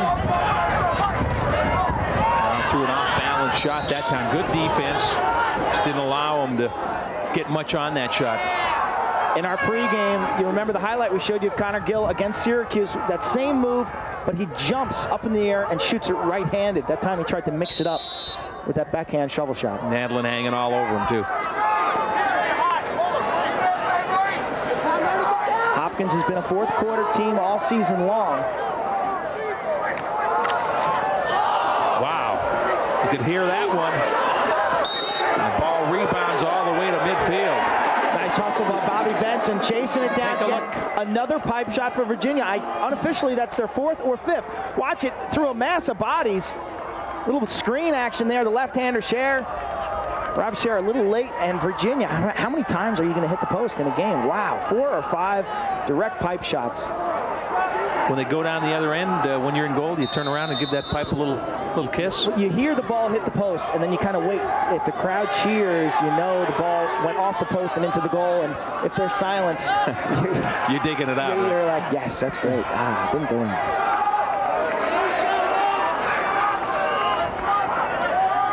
Blue Jays would like a little more breathing room than 1 goal.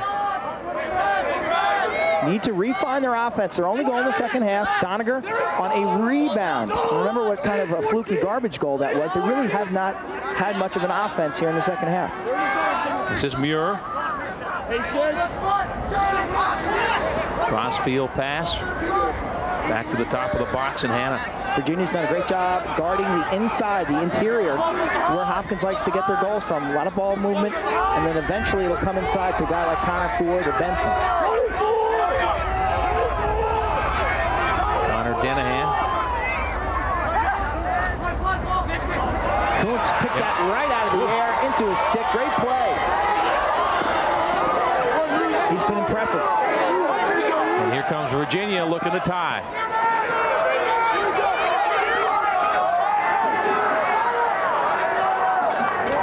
Both sides making some changes.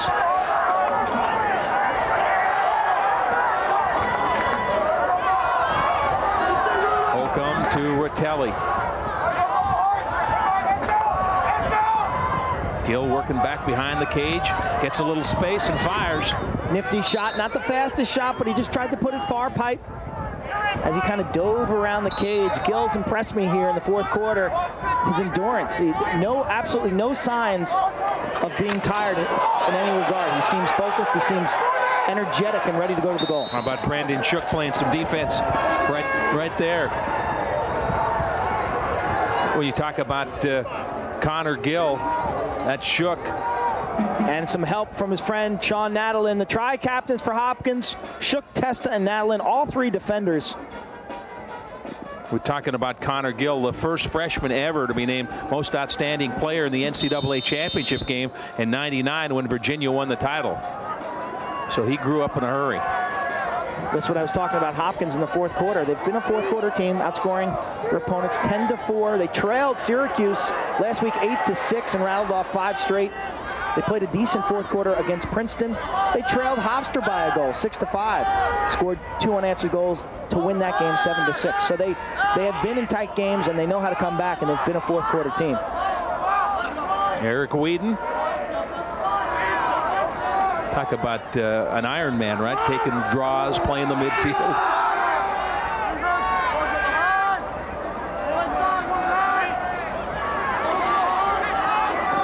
This is Quinn. Good defense in front. Boland was the intended receiver, but they shut him down. He was tied up. He really wasn't open. Great job by Virginia's defense. I can't talk highly about them in the second half. Hopkins only with 1 goal, 3 of 4 shots. Fairly young group, 2 freshmen, sophomore and a junior. Whatever adjustments they made at halftime, give them credit, because this really appears they've done something differently. It's not that they're pressuring the ball. I think they're just more conscious of the men inside. And the Blue Jays get it right back. Nice play there. Virginia coaches complaining about that. You've got to give the player 5 yards or 3. McDermott with a bouncer. McDermott with a high bouncer. Tillman Johnson holding his ground. Here's the tricky play. Watch this restart. And you've got to give the player some room here. Watch the Hopkins player sneak up. I can't believe he got away with that. It's kind of like reaching out in basketball and taking it away from the trigger man, right?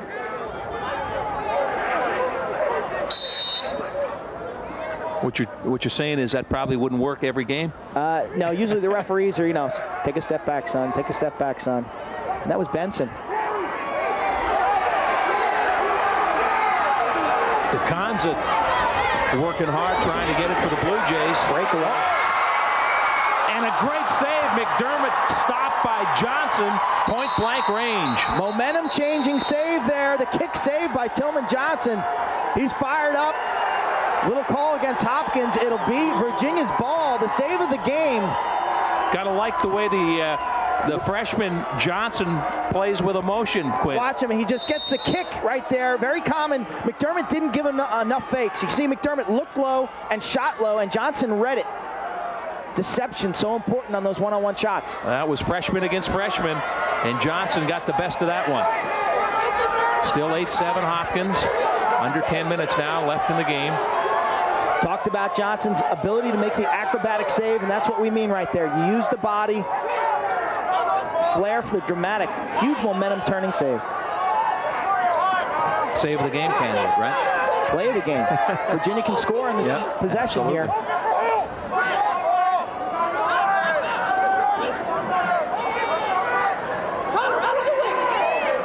Back up top, Rotelli.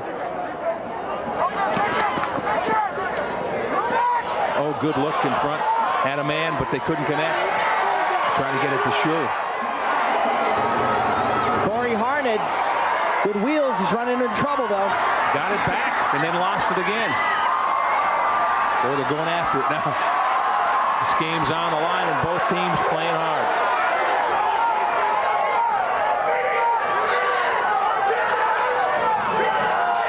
Shue behind the goal.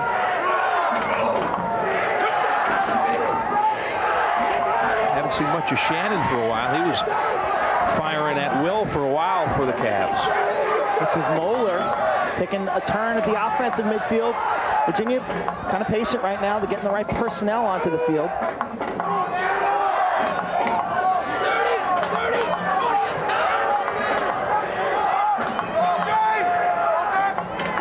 And eventually they get it to Gill. Yeah, that's where they want it. Gill looking and looking. And protect the ball. Nadelin's done a good job. Get some help now. Double team and they strip him. Lost his stick and the ball. And here come the Blue Jays. Testa and Nadelin double teaming. Gill, great work defensively. Gill had his back turned to the field. Really not typical of Connor Gill. Couldn't see the double team coming, and Testa took advantage of that. He helped his teammate out, Sean Nadelin. Smart play. That's where the continuity. Guys who have played together for 3 or 4 years, they understand each other's tendencies. And they make the great turnover. Hannah, Denahan, and Muir on the midfield now for the Blue Jays.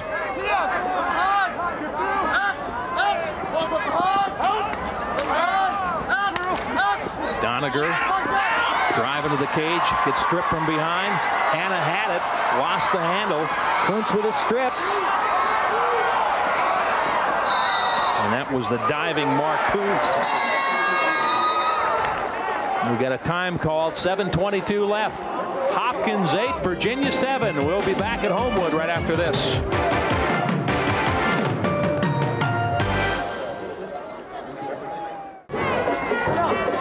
All right, here's what's coming up next week on our Toyota Lacrosse Game of the Week. The Towson Tigers, a winner tonight against the Loyola Greyhounds, a winner this afternoon. Towson and Tony Seaman, young team on the rise, facing Dave Cottle.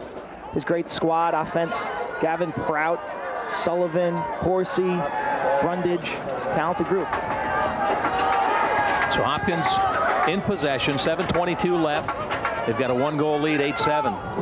Had a 5-1 lead early in the game, led 4-1 after the first quarter. It was 7-4 at the half and 8-7 after 3. You give us one of those next goal wins one of these times, right? I don't think I was right last week when I said that, though, was I? But it was good to hear. I like you going out on the limb a little bit. I'm not going to say it yet. Joe McDermott playing catch with Doniger, and now Whedon gets involved. How about next save wins? There's Whedon with a shot. One of the few times he's gotten offensive and attacked the goal. The shooting in college lacrosse just so accurate and fast nowadays. These goalies are forced to use their body. Remember last week how many body saves Kirk Howell made with the kicks? We've seen Tillman Johnson do that. Shots on the screen, 29-26. This is Doniger getting a lot of body, good defense.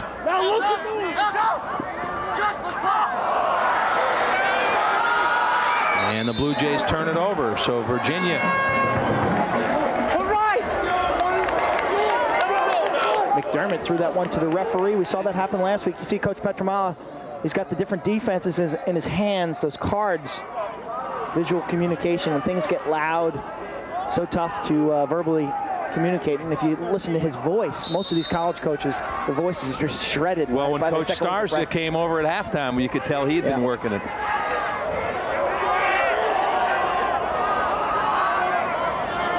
Good crisp pass and into the attack zone come the Cavs.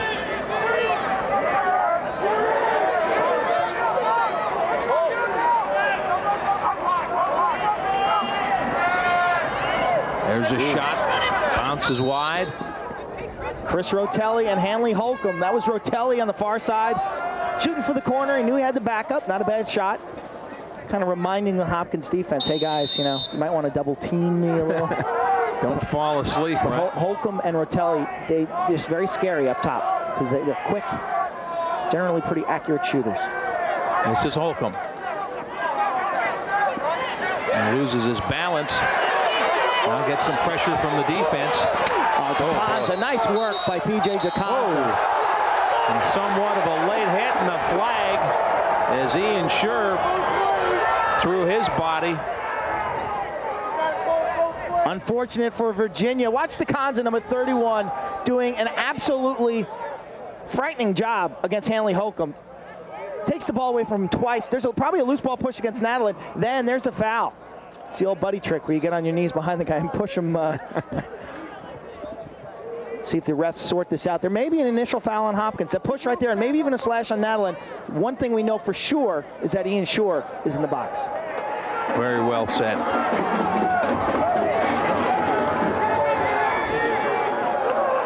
Looks like Hopkins will have the extra man.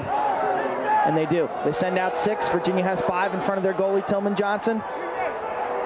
Unfortunate foul. You can see Coach Stars is shaking his head. Got to play smart. Game's on the line. A 1-goal game. 5:43 left, and a big extra man here for the Blue Jays. So tough to make that decision to pull up. Hopkins 4 of 5 on extra man in this game, Quint. So this keep possession. They've only scored 1 goal in 25 minutes in the second half here.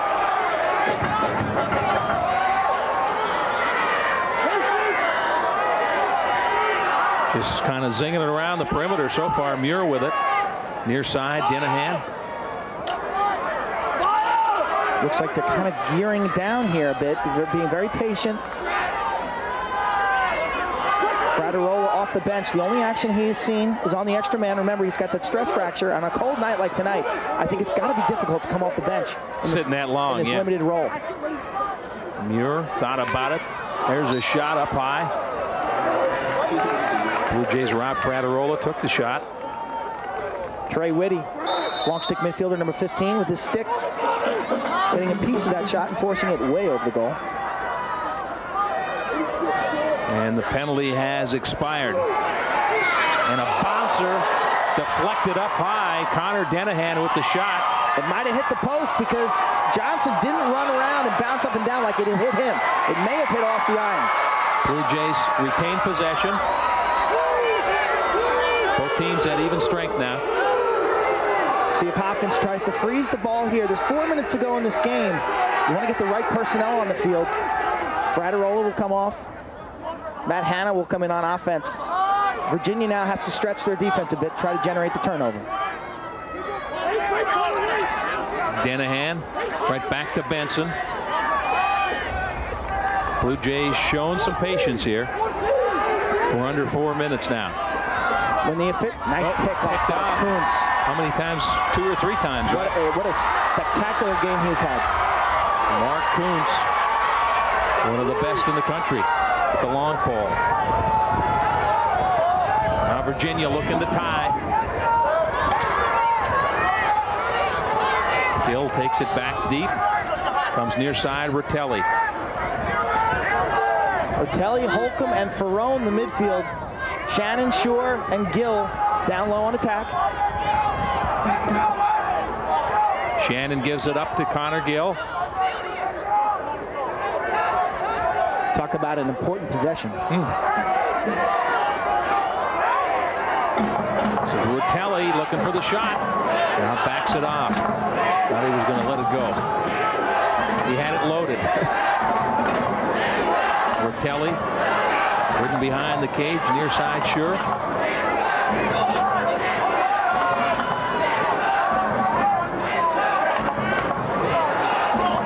Nadalin trying to deny Connor Gill the touch here. Does a good job stepping out. Making it difficult for him to get the ball. Rotelli spins, scores, and we're tied.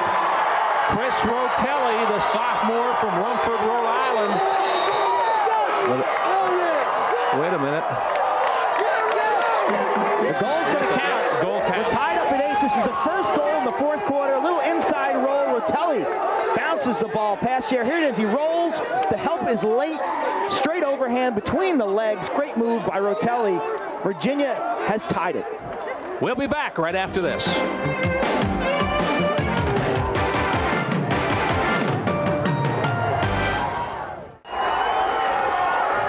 Send us your key to the game for next week's game. It's Towson at Loyola. Check out the email address at the bottom, keys@digitallacrosse.com. If we choose to run your key, you'll win an Inside Lacrosse t-shirt and then be eligible. Eric Whedon wins the draw. Good passing inside and a save. Wow, great opportunity for Hopkins. Whedon popped the break clean. McDermott hit the side of the net, or Tillman Johnson got a piece of that. And McDermott is still shaken up as Virginia now will control on the far side. And look at Tillman Johnson. That kid plays with a whole bunch of emotion. Played his angle. What a great face-off by Whedon. Won it clean to Doniger. Down low to McDermott. And he's been foiled twice in the fourth quarter. 2:20 left. We're tied at 8. If we stay this way, we'll go into sudden death overtime. Johnson loops it ahead. And into the attack zone come the Cavs. First time they've been tied in this game. Gill back behind. Sure. On the top, Holcomb gives it up. Working inside with a left-hand shot, Rotelli. Defenders got some stick on there, just kind of dribbled toward the cage, and now here come the Blue Jays. Hopkins looking for the timeout call, and they get it. They get it. Nice handle. Rotelli got inside. He got inside and lost the ball at the last second. Rob Scherer, Hopkins goalie, came up with a rebound. Nice clearing work by Testa, DeConza, and Nadalin.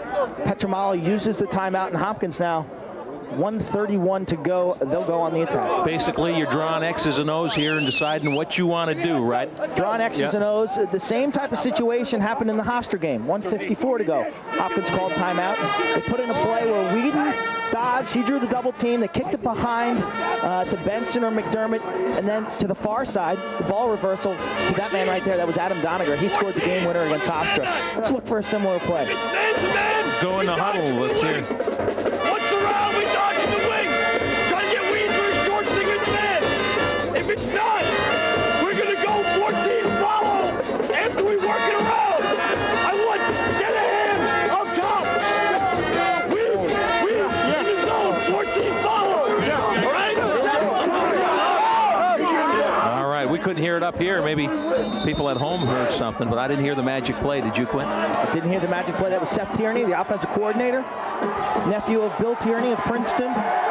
Seth, a 1991 graduate, a midfielder here. Hopkins with Whedon, Hanna, and Connor Denahan at the midfield. Doniger, Benson, and the freshman Joe McDermott. Quinn, ideally, how long would you want to hold the ball here? If an opportunity presents itself, you take it early, or you try to hold until? I really am not a huge fan of holding for the last shot here with this much time left. I think you try to press, stick to your strengths, try to press, maybe draw a foul. Here's Whedon. You mentioned him before, and it's checked away and loose. Knocked free. And controlled. Whedon back with it. Virginia playing some good defense. 1 minute left.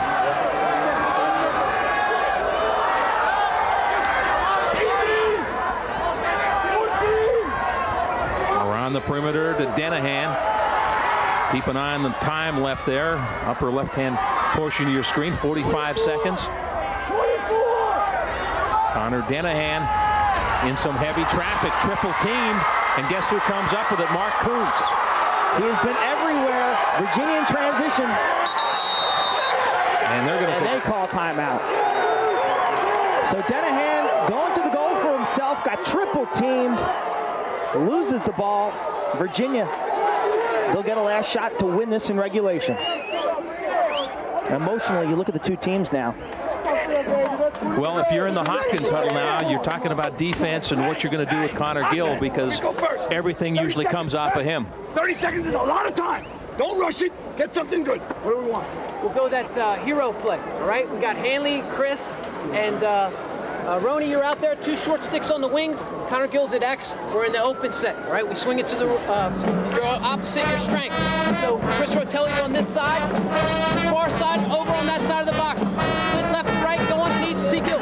Swing to the inside, bang it to the other side. Look at Connor as they come off the X spot. You don't force it. You don't go eagle right away. Let's go. Well, you know more than I do, but I got a couple of things. They're going to Rotelli and try to set something off of him, and don't rush it. Don't rush it, right. And it seems like the play's going to be funneled through Connor Gill. It'll be interesting to see if Hopkins comes out and takes away Connor Gill. If they shut him off or they mix it up entirely. Maybe they'll come out and show his zone, which they haven't shown. But you never know here off these dead balls. Dave Petramala, one of the greatest defenders, if not the greatest to ever play this game, so he's got an idea what he wants to do here. Ball is on the far side with Chris Rotelli at about the 20-yard line. 29 seconds left. A cold night at Homewood, but it's getting warm down on the field for these two teams. The tension has built. Remember, Hopkins led 5-1. It was 7-4. Hopkins at halftime. Virginia has outscored the Blue Jays 4-1 in the second half. Cavaliers keep an eye on the time. 18 seconds left. Rotelli plays it back.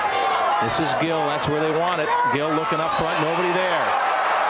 It sails out to midfield with 7 seconds. Virginia controls. And that is the end of regulation. We're going into overtime. Tied at 8. Great defense by Hopkins. Gill forcing the action. Kind of fed a no-look pass in front, but with that little time on the clock, not a bad play. He was looking for Ian Shore. Threw it to where he thought he was, but Shore had cut. It's a nice defense. What a great scrap. What a great last 2 minutes of this ball game. Well, we should point out it's a 5-minute sudden death overtime. First team that scores wins. And Quint, we'll take a look at the final seconds here. Last 3 seconds. Watch the skill, the Connor Gill, the little flip here. And then watch Connor Gill shoot the shot. The clock stopped, so this is irrelevant. But just watch how he just redirected that so quick and got the shot off. 4 minutes, 4-minute sudden death overtime. Quint, your history in overtime, do teams play different? Are they more conservative in the sudden death? Yeah, it's sudden death, so you play it as if every possession would be the last possession of the game. You'll see oftentimes teams will take a timeout as soon as they get the ball into the offensive zone. So how big is this face-off? Face-off, huge in overtime. It's like the coin flip in an NFL overtime game. It determines possession. So What's that? Hopkins will defend the goal to our right. We had an overtime game last year at Navy. Let's go, boys. Let's help each other out. You sell out. No matter what. No matter what, you sell out. We win this face-off. We're going to win the opening face-off here, Eric. We're going to get into the offensive end. We're going to get a timeout. We're going to get this one. Here we go. No breaks on 3. Win. 1, 2, 3. Dave Petramala saying we're going to win the face-off, right, Eric? Eric Whedon and David Jenkins, 2 of the best in the nation, with the biggest face-off of the game. The X on the H here, the Toyota face-off, right in the middle of that H out here at Johns Hopkins. The wing players will come in from both sides. You've got Kuntz, number 40, in the near side. You see him in the lower left of your screen. He has been everywhere tonight.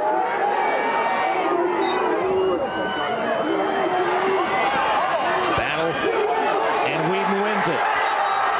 Eric Whedon, we've got a whistle. Timeout Hopkins. Virginia wanted the push call, but Whedon using that free hand to shield the opponent. He used his left hand to shield the opponent, made the one-handed scoop. Wow. Pressure face-off for Eric Whedon. Did not win it initially, but he hung tough, stayed low. Watch this ball kick out. It's basically a 50-50 ball. Look at Whedon get his elbow underneath David Jenkins. Jenkins loses his feet, and that's where the strength comes in. Whedon, the turf troll, makes the huge play. Turf troll, 58% career-wise, battling face-offs for 4 years. Dom Starza checking things out over on the Virginia side. And that timeout, Quinn, is that as much to get the people you want in, get the right middies in, and exactly, get the right personnel, get a set play. Being sudden death, it's awful dark. Yeah, it's hard to see. You cut it hard and look for Bobby cutting left-handed.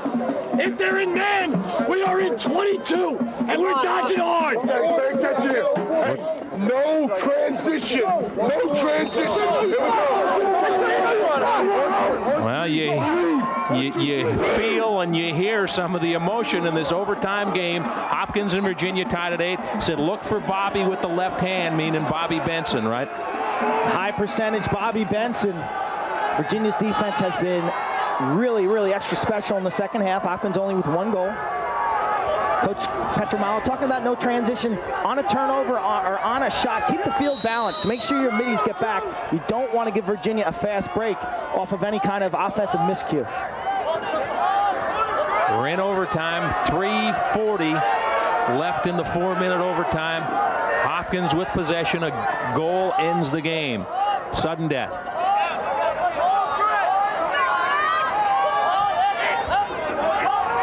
Doniger back behind to McDermott. Up top, it's Whedon. Eric Whedon to Doniger, and a shot and a save. Good save by Tillman Johnson. Doniger. And Whedon checked the ball is loose, but a whistle stops play.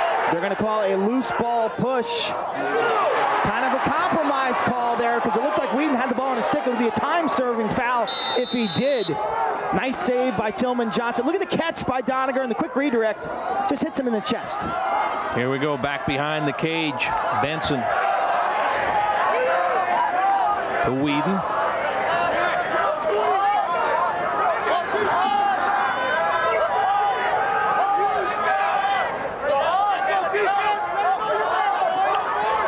Doniger out to Whedon. Virginia playing a very condensed man-to-man. It might have even been his own defense. All of their defenders were within a 10-yard radius, so I think it was a zone. And the Cavs going to take timeout now and set their offense with 2:29. So Virginia packed it in tight in their zone. Their fans love the defensive work. And they hold the fort tight. Doniger with the only shot on that possession. Hopkins eventually got the ball inside to Benson, but he was just swarmed on. Be alert to his zone, my man. I heard Dom Starza saying be alert to that zone. Again, we need the backside guy running. Kanza and our 3 close guys. Let's go. Okay? Dig in. Watch the mumbo. Okay? Watch them carrying, drawing a slide, banging it across, looking inside. Any cross screens, we switch. Okay? In a 1-4-1, we got to force them down the side. Okay? Look to fake if we can, but do not, I repeat, do not make the mistake of letting the Dodger beat us. Okay? 27. Take away the left hand. On 3 defense. 1, 2, 3. Defense. Come on, Quinn, you heard him mention 27. That's Holcomb. Yeah, Holcomb. He wants to take away the left hand of handling Holcomb. He talked about watching the mumbo. That's what's called a fishhook play, where someone will set a pick inside and a player from inside will kind of roll out. We watched Loyola do that play last week. Remember when Prout scored the goal on the far side? Really, though, it comes down. Yeah, it really comes down to the kids, though. You're getting out here, playing your man, taking responsibility for your man, helping each other out, talking on defense, and offensively executing within the framework. Maybe taking a little bit of a chance, not playing it too cautiously. Gill and Nadlin, they've been battling throughout the evening. Gill up front, shot knocked down. Rob Scher made the save off of his butt end or his hand. I don't think he ever saw it. It was Rotelli with the shot, and here come the Blue Jays into the attack zone. DeConzo's going to get pressure here. Still loose. Whedon can't slow it down. And a big hit there. Now the Jays have it. This is Shook. Shot knocked down by the defense. I think Doniger loaded up. Wow, end-to-end action, Quint. What a scramble. The ground ball. The ball was on the ground for about 20 seconds. Doniger took the shot, just wound up, and somehow the defense blocked it. These guys running on adrenaline now. There's a shot and a score, and it's over. Wait a minute. No goal. No goal. Crease violation by Connor Gill. Flying in there. Diving through the crease. It may have been pushed. Quick replay. Nadalin and Gill, watch his feet. The dive rule comes into effect there. You cannot dive into the crease. They changed that 2 years ago, wasn't it, Quint? So now the Blue Jays back. Dodge a bullet. There's 1 minute left in the first overtime. Tied at 8. Hopkins led this game almost all the way. They had a 5-1 lead early on. Virginia fought an uphill battle to come back and tie it at 8. Hopkins was shut out the entire fourth quarter. They've only scored 1 goal since halftime. Danahan, time down to 33 seconds.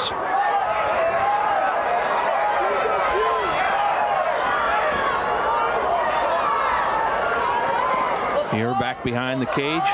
This is Joe McDermott. McDermott working inside, just missed trying to get it to Doniger. Doniger was open.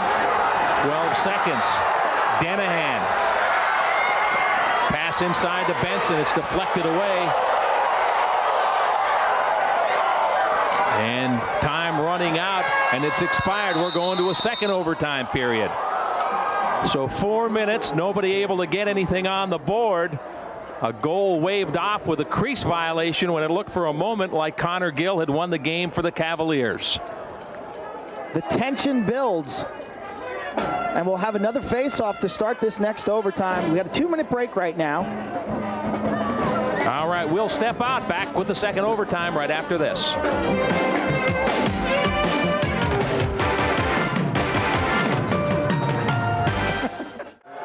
Here was the one that almost ended it, Quinn. This was the goal that was ruled a no goal. You'll see Connor Gill leave his feet and dive into the crease. No longer a goal that would have ended things. And the draw won by Jenkins. Nope. Still loose. And we got a whistle. What's the call here? The Virginia timeout. The Hopkins bench unhappy because Moeller never really had possession. But Starsier was all over the ref saying timeout, timeout, timeout. As soon as it hit his stick, he got the timeout. So Virginia will control off of this timeout. Well, we're seeing more strategy in these overtime periods, almost with possession. Timeouts, let's figure out what we want to run, where are we going to go. It's like college basketball with under 30 seconds. He's got Connor on his own. We'll go over the drone when Connor's the takedown. That's it. Don't have to shoot everything, boys. Let's go. Let's go. Bread and butter. Look to fake if we can. All right? Sean, you got to dig in and you got to defend him, okay? Hey, this is it. Get it out. If you get yourselves in trouble, just get rid of it. Again, watch the mumbo. Watch him dodge in, draw, and throw him back. Here we go. Let's go. On 3 defense. 1, 2, 3. Defense. More mumbo jumbo from Dave Petromal, but you heard him challenge Sean Nadlin, one of his top defenders who's been working with Connor Gill. He has done a fantastic job. Gill has been relentless, but Gill only has 1 goal and unofficially 2 assists. So 3:53 left in the second overtime period. We're tied at 8. Sudden death. First goal wins. And there's Gill and Nadlin, and a poke check knocked it loose for a moment. Oh, Nadlin really working. Nadlin aggressive, not letting Gill dictate the tempo behind the cage. Throwing the checks. Holcomb.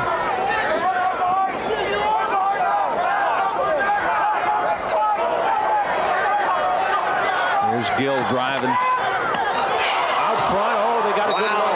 Shannon with the left-hander wide right, but a good feed from Connor Gill.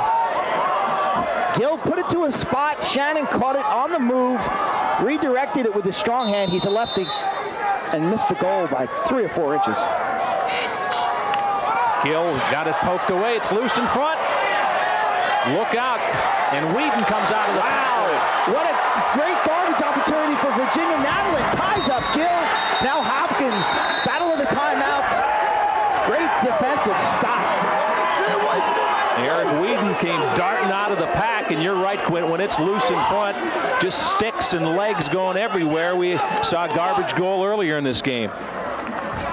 Nadeline ties up Gill on the doorstep. The ball rolls in front, and it looked like Rob Scher just kind of missed it. Here it is. Here's Gill with the earlier shot on Cage. Watch how close this is to going in. Oh, that's within 3 or 4 inches.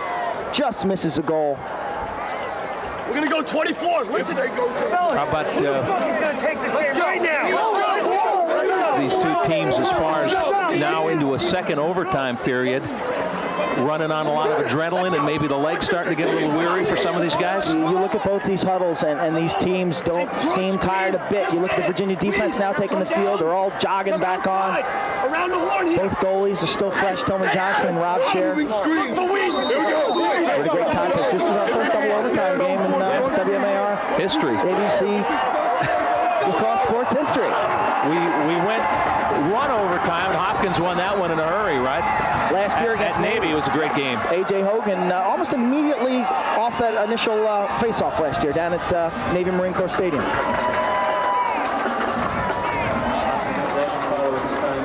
Get after the game, full report from Anaheim. Keith Mills with the Terps out there. Their great win over Stanford today propels them into the Final Four, and congratulations to Gary Williams and the Terps for making the whole state proud of them. Here we go. Blue Jays in possession. 2:47 left in this overtime period. Joe McDermott.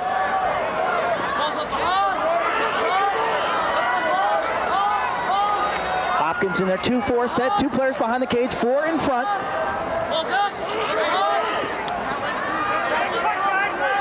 Whedon takes it up top. Right-hand shot knocked down by the defense. Hustling after it is Connor Danahan. Blue Jays maintain possession, gets it up to Doniger. That's a little play that may go overlooked, but Danahan hustling down that loose ball. Can't overemphasize the importance of those kind of little plays. Doniger gives it to McDermott, and the freshman kind of running a little quarterback. A lot of responsibility here in the second overtime. Under 2 minutes left.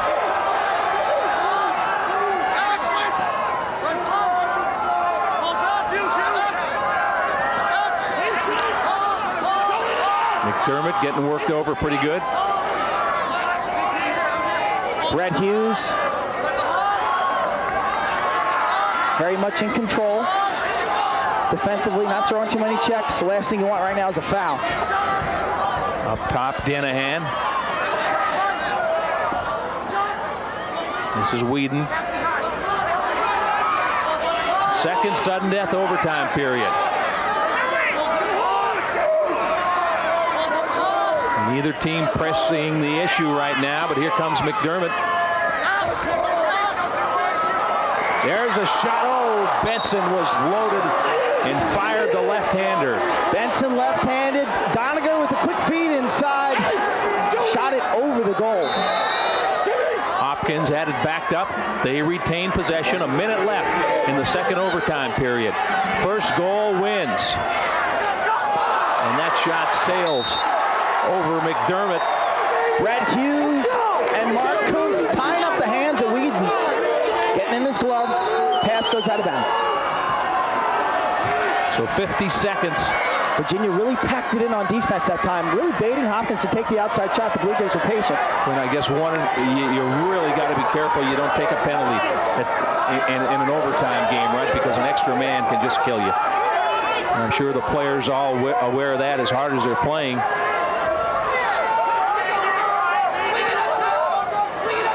Ian Schur back behind the cage. Down to 20 seconds. This is Rotelli. Fires. Wow. Rotelli's tremendous velocity on the run. I am surprised Hopkins didn't double team him there. Coming right back at it, under 10 seconds. Up front, Holcomb's got a strong shot too. Good defense on him. Time running out, and it's expired. We're going to a third overtime period. You didn't have dinner plans tonight, did you? Boy. Wow. Break out the tongues for the coaching staffs. I think they've used up all the plays. Guys running on empty.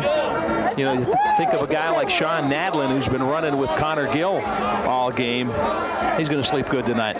I've never been involved with a third overtime, and I can't remember the last time there was a third overtime played here on Homewood Field.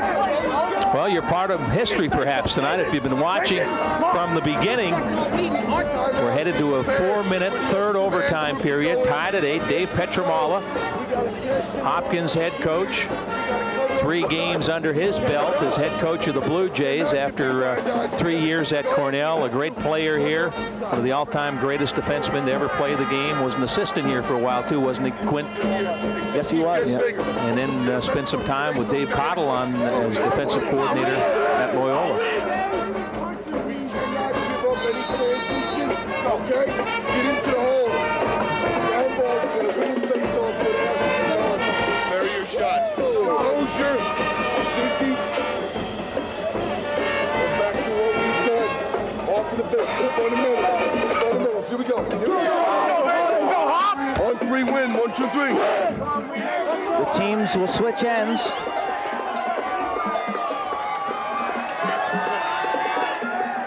Isn't there a rule that after 5 overtime periods, it becomes an automatic tie if the temperature is under 40 degrees?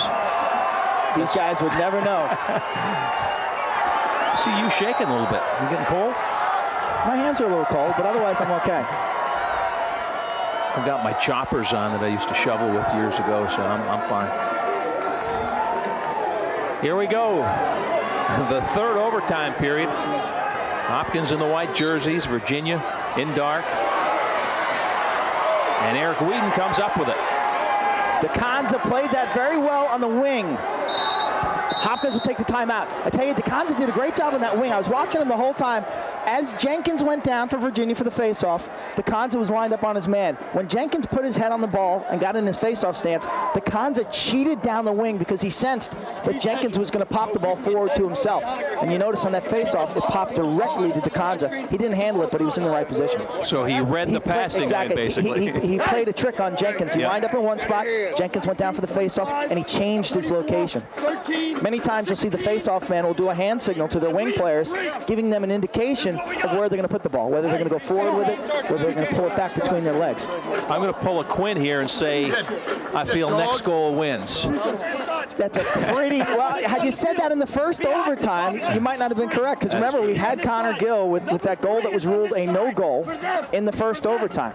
Bobby, I want you to come down and set a We are in our third sudden death. He's hedging. And it's very dark down on the field as you look at that shot. I think the camera's been... Hey, finish the ball. Let's get the...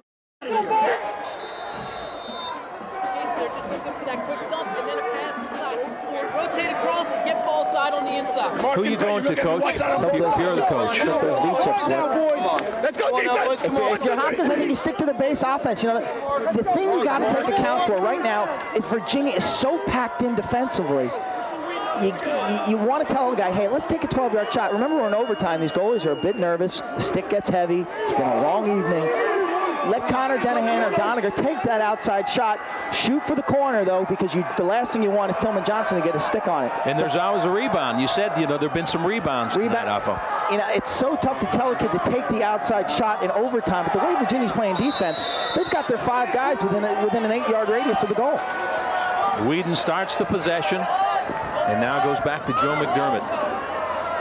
Again, 2 behind the cage for the Blue Jays. Hopkins in their 2-4 set. Again, 2 players behind the cage, 4 directly in front.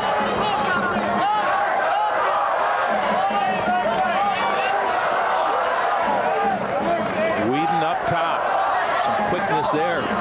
There's a shot from a tough angle, but in the side, Joe McDermott took the shot into the side of the net. Whedon with the quick move. Virginia may not take a timeout here. They got some nice matchups with Denahan caught out playing defense with Whedon. Yeah, it's all about matchups, Quint. And that's why Coach Starzy's not calling timeout quite yet. Nadlin hasn't gone away as Connor Gill finds out.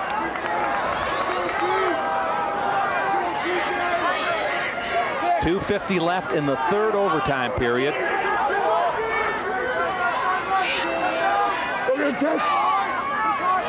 Watch the wall.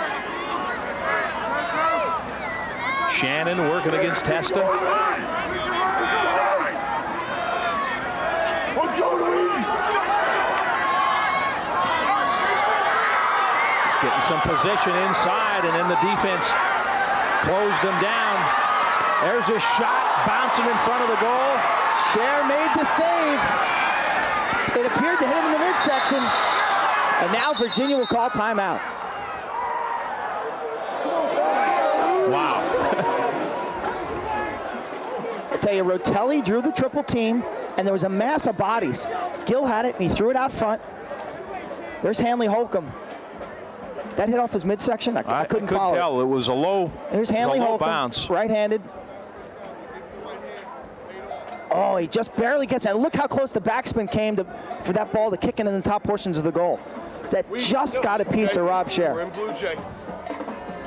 So 2:10 left in this third overtime period. Watch the 1-4. They're going to come out with two out there. Virginia, after losing 3 straight, trying to gut one out and make it 2 wins in a row. They beat Denver 15-5. The Blue Jays coming off just a huge win at the Carrier Dome last week in Syracuse, trying to build on that and up their record to 3-1. Hopkins got out to a great start in this game. They led 4-1 at the end of the first quarter. Their extra man was clicking. They extended that lead to 5-1. And then Virginia made some subtle adjustments. They started to reel the Blue Jays in. It was 7-4 at half. But since then, Virginia has kind of dominated this game. They've outscored Hopkins 4-1 since halftime. They've really outshot Hopkins by considerable margin in that period of time. It's been a great battle. Dom Starza. The clock will be striking 12 if we keep playing lacrosse here at Homewood tonight. 2:10 left in the third overtime period. Virginia will have possession.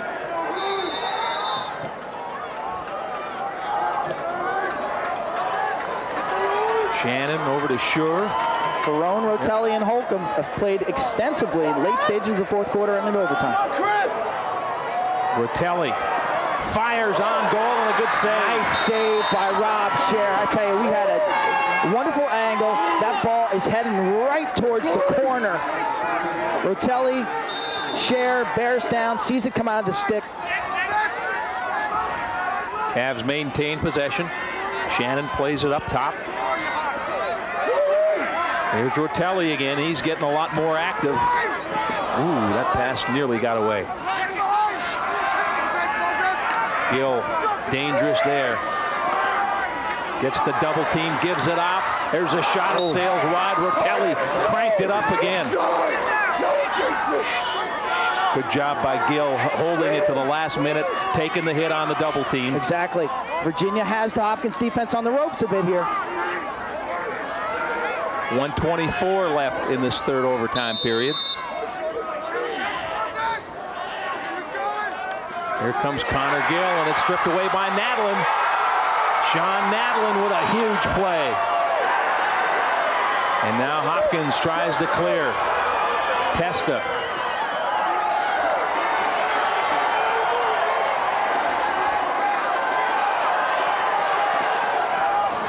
Benson back behind the goal. Corey Harned, the freshman, legging that ball upfield. Sean Nadlin, defensive stop of the game right there, getting the turnover from Connor Gill. Nadlin with the clear, Testa with some help, and Harned with a nice handle. Tell you what, Nadlin and Kuntz are showing why they're All-American stuff.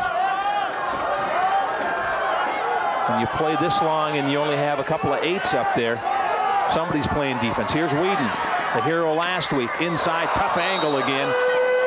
Doniger hoping to sneak that one past Tillman Johnson. 27 seconds left in the third overtime period. Hopkins on the attack. Joe McDermott. Top of the box, Denahan. He might take the final shot. Denahan with the pass off to Doniger. Whirls, but couldn't get it off. That's a shot, even though that went out sideways, it's a shot. Benson is there. 10 seconds to go. Might look for an outside shot with a screen. Whedon looking over to the bench. You'd like to throw a lot of guys at the goal here, screen the goalie a bit, maybe come up with some garbage in front. Let's see if Hopkins throws 2 men in front of the goalie, Tillman Johnson. Benson has it with 10 seconds left.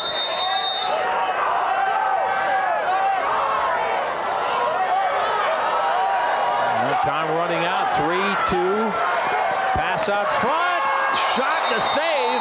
I'm not sure it would have counted. We're going to overtime period number 4, I believe, right? Is that 4? That's 4. That's the end of third. Yeah. 3 overtimes. We played 15 minutes of sudden death overtime. The replay, Hopkins a little casual getting this play started with 10 seconds to go. If it ends up here, I'm not sure if this would have counted. Regardless, Tillman Johnson holds his ground, sees it the whole way. Take a look. McDermott inside. Look at the clock. Ball must be in the goal at zeros. That would not have counted. Timmy Muir with that shot. Would have made for a good confrontation, probably. We had the game last year we did at Syracuse where Benson scored what looked like the tying goal, and we had to look at several replays, and the officials made the right call. They made the right call by about 0.2 of a second. What a great game that was last year up the Carrier Dome. We'll see Syracuse in a couple weeks, correct, against Loyola College? And that's a good matchup. I bet you as a coach you're almost running out of things to say. How many times can you They're not the only ones running out of things to say. Quint, have you used up your notes here? I haven't. I still have a bunch of words over here. Stylish? Nah, that doesn't. Daunting. This face-off. Daunting defense. The importance of this face-off. Whedon, Jenkins. How about the saves? Rob Scher in that third overtime. Tillman Johnson in that third overtime. Both great defensive plays. Sean Nadlin, Mark Kuntz. Tell you what, 2 goalies in their first year as a starter. Obviously Johnson, a freshman, and Scher didn't play much last year. They have been fantastic. Could we have an unlikely hero somewhere along the line here?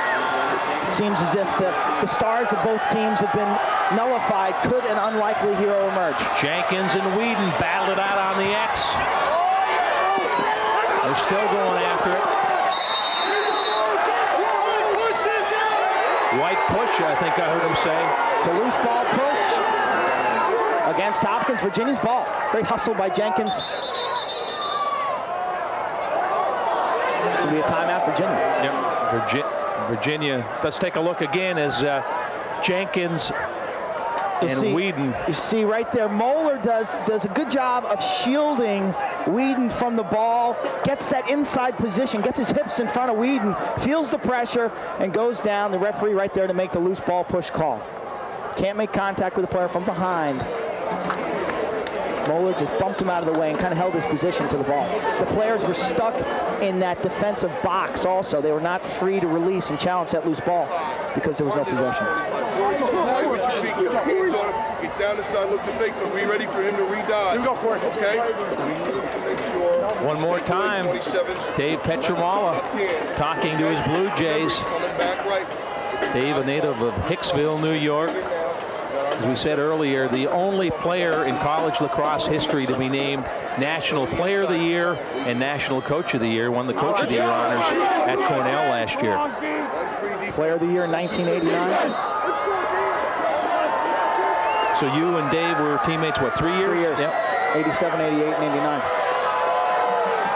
He had a little bit to do with you making the All-American team, right? Did you take him out for lunch or something? He had a lot to do with it. Virginia's coaches pacing the sideline. Tucker Radebach, Chris Colbeck, the assistants. And here comes Virginia. Hill with Nadlin. They have been connected at the hip for this entire game. We're in the 4th overtime period. Tied at 8. Hopkins led early, 5-1. That was Holcomb firing the left-hander. Shooting for the corner, trying to keep the Hopkins defense. But that's what you said earlier. Honest, yeah. If you have the backup, I don't mind that if you have the backup. especially if the defense is packing it in, which Hopkins defense is still in their standard set. Now Rotelli with a shot wide. Rotelli's got a fast shot.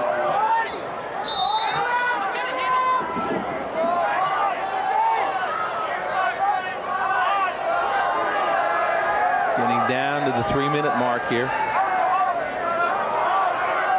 Rotelli again, just took a shot from over there. Not this time. Connor Gill spinning, trying to drive out front, and he scores. It's over. Nobody's waving this one off. Connor Gill called for a crease violation earlier. Wins the game in the 4th overtime period. A gutty win for Virginia. 9-8 the final, Quint. Connor Gill unassisted, he turns the corner, and as he was diving out front, somehow shoveled that ball past the defender, Sean Nadelin, and past Hopkins goalie, Rob Scher. Virginia wins 9-8 after trailing 5-1 and then 7-4. Folks, we played 4 sudden death overtime periods. Connor Gill, the Warrior, player of the game, 2 goals and 2 assists, including the game winner here in the 4th overtime period. Well, we hope you had a chance to be with us from beginning to end. Dave Pietramala talking to his troops after a heartbreaking loss. We'll take a timeout, return to Homewood right after this.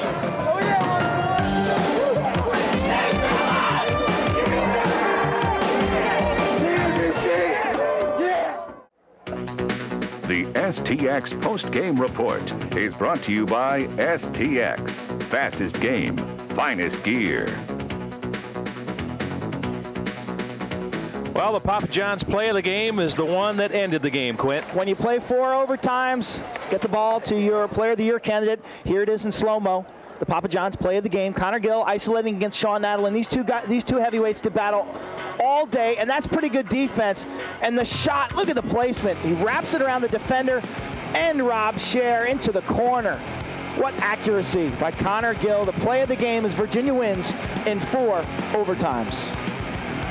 Let's check out our 360lacrosse.com stats. Remember, 4 overtimes, so the numbers may be a little more inflated than usual. And look at the shots. Remember, Virginia only had 13 shots at halftime. They took over 30 shots in the 2nd, 3rd, and all those overtime periods. Hopkins extra man, they woke up today 4 for 6. We could string a big reel with the Bud Light save of the games, but this is one in the 3rd overtime. Tillman Johnson off his body and then hits the side of the net. He was spectacular late stages. Remember that kick save he made against Joe McDermott? That was a huge turning point in this game. And our Under Armour big head of the game coming up right here. Log on to UnderArmour.com, purchase some of their great gear. That was the hit of the game. Hanley Holcomb against number 4 for Hopkins, Corey Harnett, the Under Armour hit of the game. Well, we'll turn in for a little overtime pay for this one, Quint, but exciting. Every shot, the game was on the line in the overtimes, and you got to give Virginia a lot of credit. You said this was a team looking for confidence. They looked like they were going to get blown out of the tub early in this game. Yeah, after falling behind 5-1, give them a lot of credit. With great defensive work by Mark Kuntz and their goalie, Tillman Johnson. All right, we're back on the air next week as Towson meets Loyola, but that's it tonight here from Homewood. In 4 overtimes, Virginia a 9-8 winner.